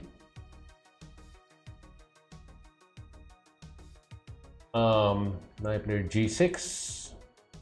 Both of us preparing to fianchetto, bishop b2, bishop g7, g3, and I played d5. Why did I play d5? Because I want to strike at the center. You can't capture in passade, obviously, because I trade and I just win a piece, and also, you know, the rook. So that would be a gross blunder. And I guess if he takes over here, then I'm getting to get my pawn structure corrected. So seemed like a logical choice. So he continues development. I castle, he castles as well. Rook e8, threatening to take some stuff over here. Defends with rook e1, and I played f6, which apparently is a mistake. White's supposed to play knight c3. Now this is, you know, not, it's a relatively difficult move to find, but I guess the idea is that if you take the pawn over here, then you're losing the d pawn, right? And this pawn is going to get isolated. So I didn't see it, neither did my opponent. I saw that you know, I have the spin action going against his queen, and I guess he saw that as well. You know, he believed my move. So instead of counter-attacking, he went on the defensive and played f4, defending. So here is where I saw I can win a pawn, and I went for it. For some reason the engine doesn't like it. D takes on c4. It wants first to take on e5, huh? Anyways, d takes on c4, inviting this move, which would be a bad blunder because of queen c5 check, and I collect the bishop. He saw that, so he played knight d2, and I'm up a pawn over here. Like I can simply maybe take on b3, but instead I hallucinated a c3 move. I calculated basically two moves in a classical game. You know, this is 90 plus 30 I have over an hour's time, and all I calculated was this, that after this he will take over here and check, and he will move somewhere over here, and I will win an entire piece. This is all I calculated, and I completely missed that after queen c5 check he can block with the queen. Such a simple move, yeah, and he defends the bishop. So simple move, I missed, and he obviously didn't miss it. He saw this, and I shook my head when he played this move. I'm still doing fine because in the end I'm getting knight d5, but I mean, I was up a pawn, right? And I just gave it away for nothing. So now I'm forced into trading the queens, because there's pressure on the c6 pawn as well because of his bishop over here. I don't think queen b5 works, because then a4 and queen will be forced off for the defense of the c6 pawn. So yeah, takes, and knight d5. What else to do? Yeah, I missed queen e3, simple as that. Completely missed queen e3. A simple move I missed. Okay, so I'm still doing fine here. You know, knight d5, attacking the rook, attacking his bishop. I don't know what white should have done, but maybe he shouldn't have done what he did, right? He took my knight, which I was very happy to see, because I get to adjust my pawn structure, and again, you know, I have the might of the bishop pair over here. But let's quickly check with the engine what it wants over here. Yeah, I mean it suggests the same move, bishop d5. I guess I'm slightly better after this, huh? Still, there's no other good way. This is bad because then this,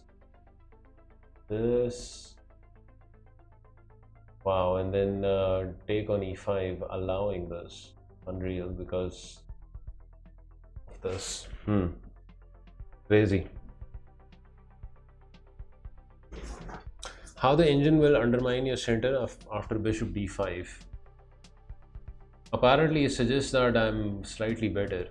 Bishop d5 is the strongest move being given. This is what was played in the game as well. Takes, and he played bishop d4 to blockade the pawn and also stop c5. Yeah, this was a smart move, also preparing something like rook c1. So I took towards the center, captures, and f takes e5, apparently a mistake. The move that is being suggested is rook c1, which makes a world of sense. Target the weak c-pawn, and I can't really do much over here. Can't take, otherwise I lose the rook. But you know, like I said, second games are hard. You're sometimes tired. You have you're playing after a lunch break and you miss stuff like this. F takes e5 is what he played, which isolates the e-pawn, and more problematic is the opening of this diagonal. So you know, this is again a position where the bishop pair is going to prove to be stronger than the combination of a knight and a bishop, simply because of the open nature of the position.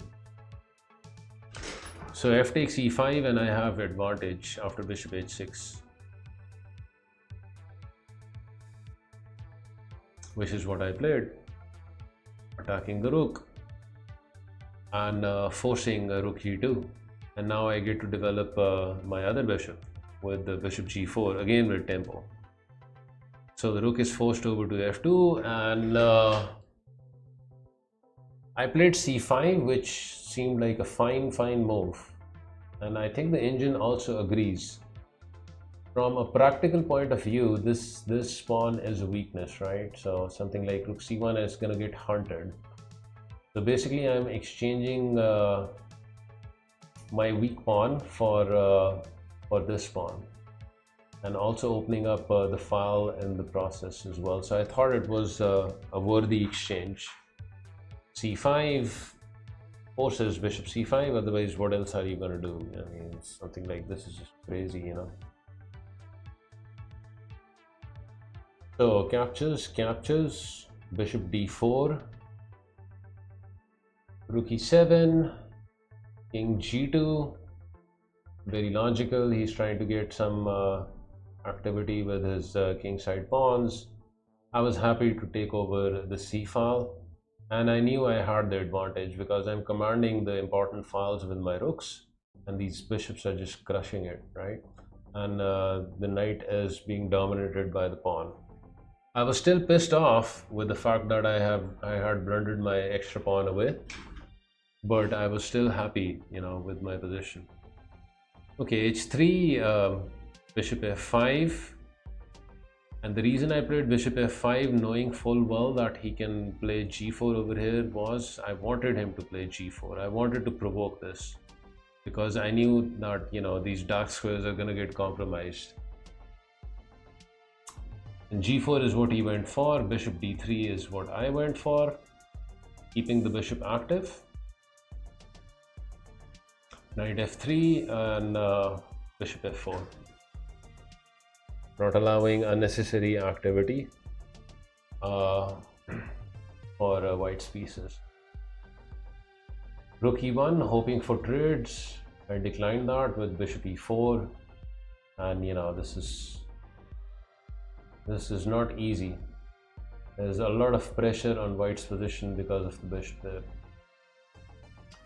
Bishop e3 is what he played.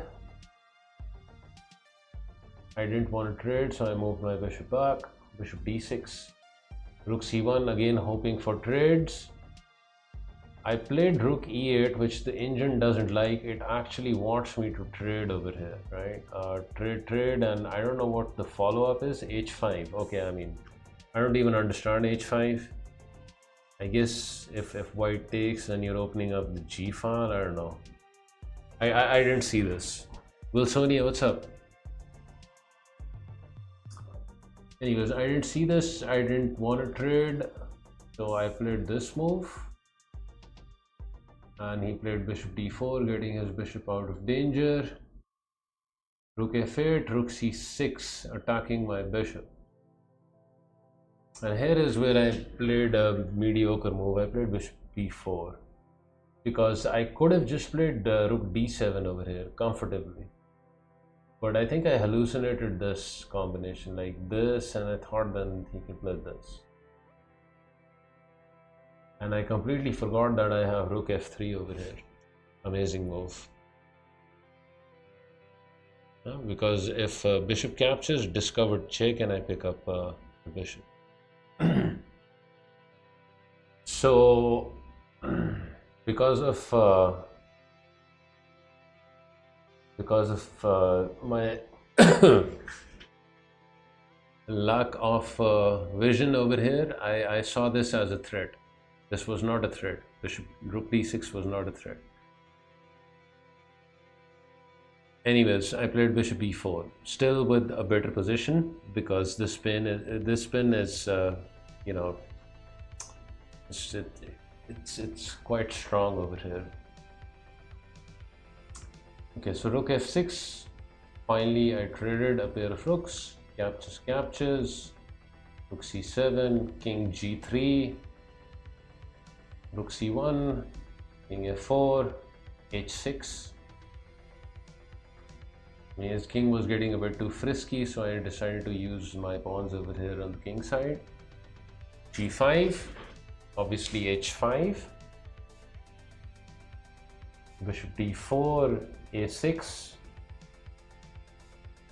King e5 and rook c6, stopping I guess any further advance of the king, and also some ideas of simply bishop d6 over there. So he backed off with his king.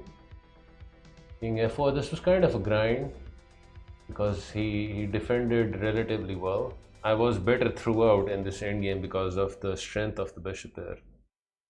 Bishop d6 check, blocks. Bishop a3, bishop b2, bishop c5.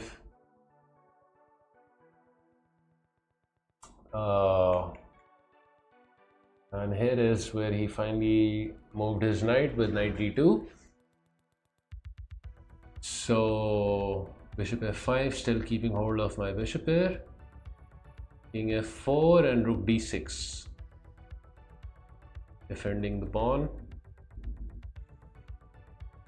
King back to e6 and rook e6. Bishop e5 and rook c6. Bishop d4, rook c2. Knight f3, bishop d6 check. So here white can't block with a bishop, right? It gets overloaded because I can take over here. That is why the check. Okay, knight e5 was apparently a mistake. It's very hard to find a move like you know, king e3 over here. Maybe not that hard.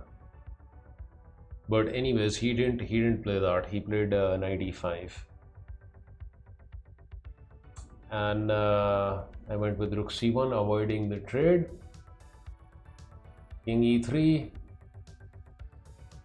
rook e1 check, rook e2, and rook h1.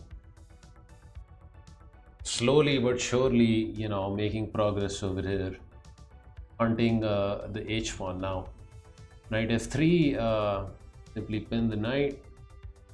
King f2, bishop e4, rook e3, and bishop f4. And after rook c3, finally I decided to go for this liquidation over here, starting off with the bishop f3. Removing the knight because again, you know, the bishops are of the same color, so chances of outcome are there, plus I'm winning a pawn. Rook takes on f3, first check on h2, making the king go barred before we collect the pawn. I thought this was a useful move, and I think it was. King f1. Finally, I take the pawn. The g-pawn is hanging, so he defends, but rook g4, rook c3, all too little, all too late. Bishop g5. He traded, maybe he should have avoided the trade. Would have made the game go on a bit longer, I guess. Rook g5, rook c6. I didn't care about the a-pawn. I was playing relatively fast. And I was confident, you know, this is completely winning for me. The last time I made a plan, I lost in 18 moves. Okay, so he took my a6 pawn and I played h3. Check on a8, king g7, check on a7.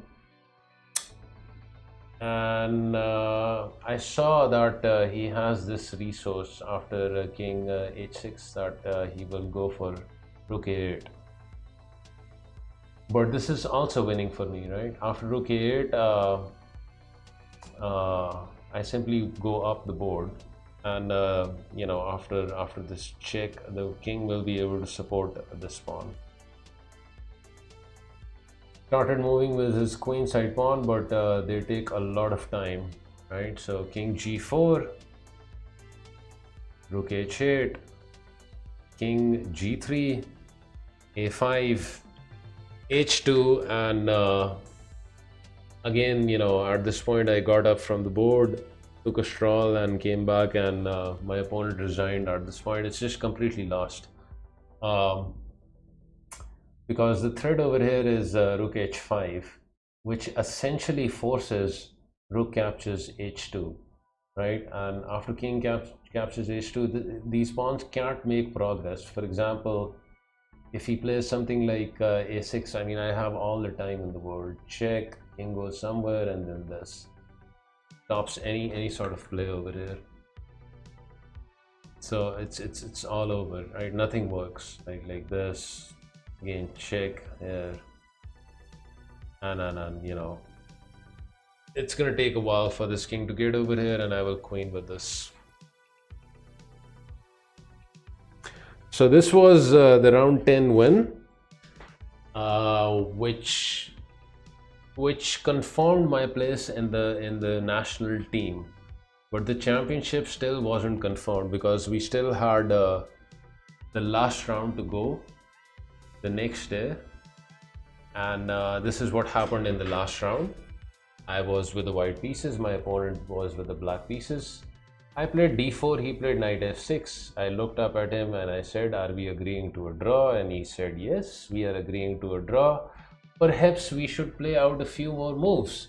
And I said that is unnecessary because I confirmed with the arbiters that we just need to make 2 moves and then we can agree to a draw.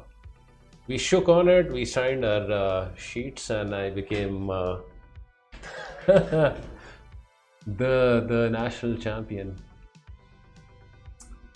So this was the round 11 game, an agreed draw after 2 moves.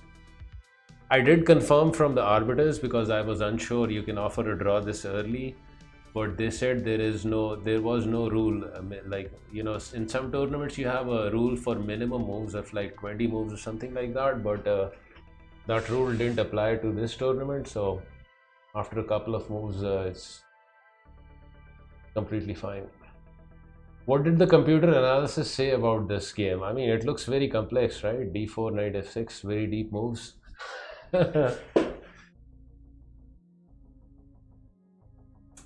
But I was happy with the outcome of this game. My opponent was also happy. He was happy to just get a spot in the national team, and I obviously, you know, confirmed my spot as the national champ.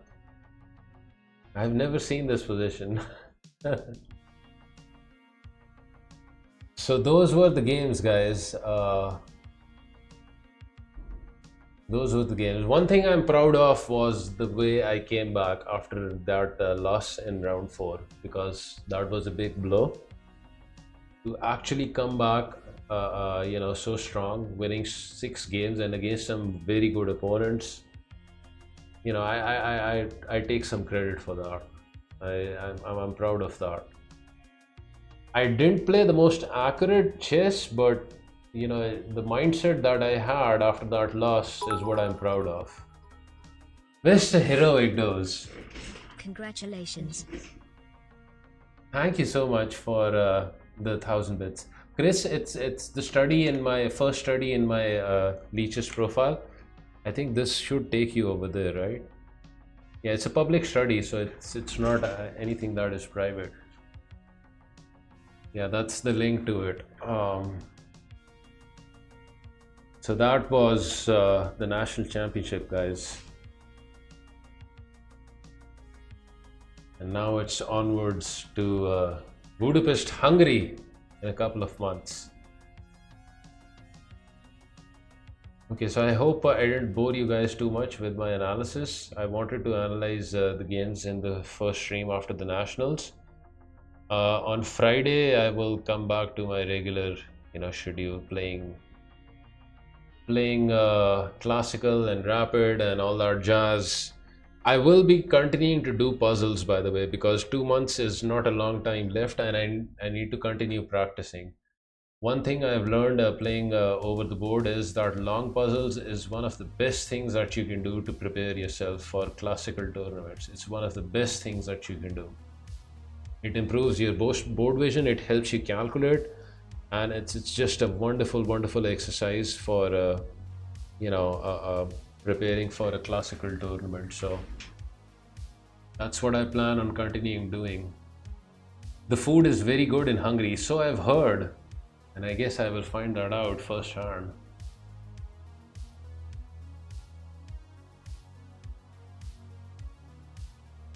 What kind of puzzles? Long puzzles, like not that Leech's like Puzzle Storm and Puzzle Streak Jazz, but the long ones, the regular ones. You can. I go for a normal, setting. They have this hard puzzle setting as well, where they give you the hardest puzzles.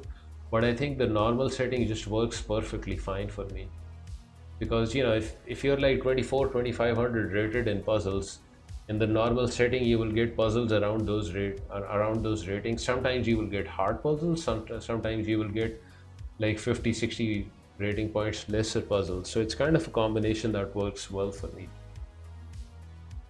Yeah, deep calculation. The point is you gotta force yourself through those difficult combinations.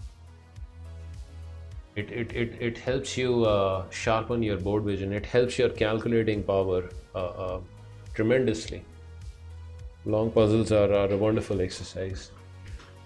Alright guys, 5 hours of analyzing chess games is pretty tiring.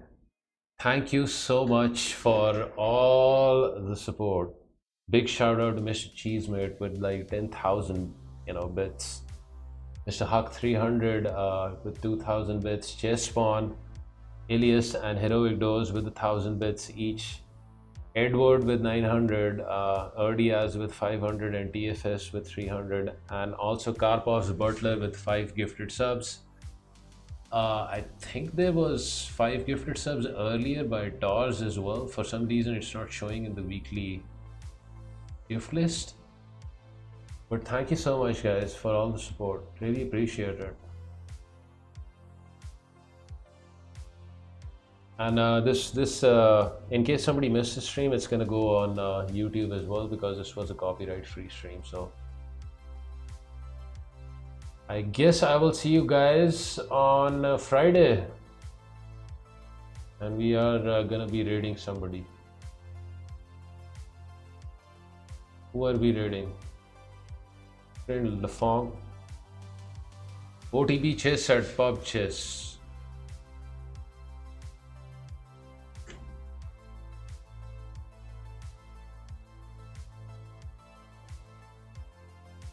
Take care guys. Ollie B, Chris, Chess Spawn, Mr. Heroic. Wait, Renga is streaming? I don't see him streaming Heroic. Ah, Eric is on. He just went on. Yeah, because I was wondering, like I am following his channel. I just saw him. Okay, then we are reading Mr. Django.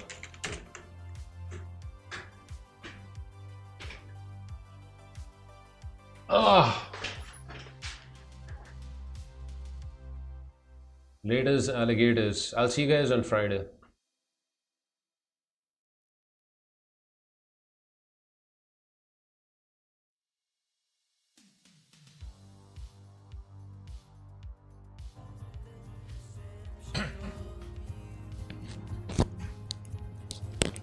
Oh.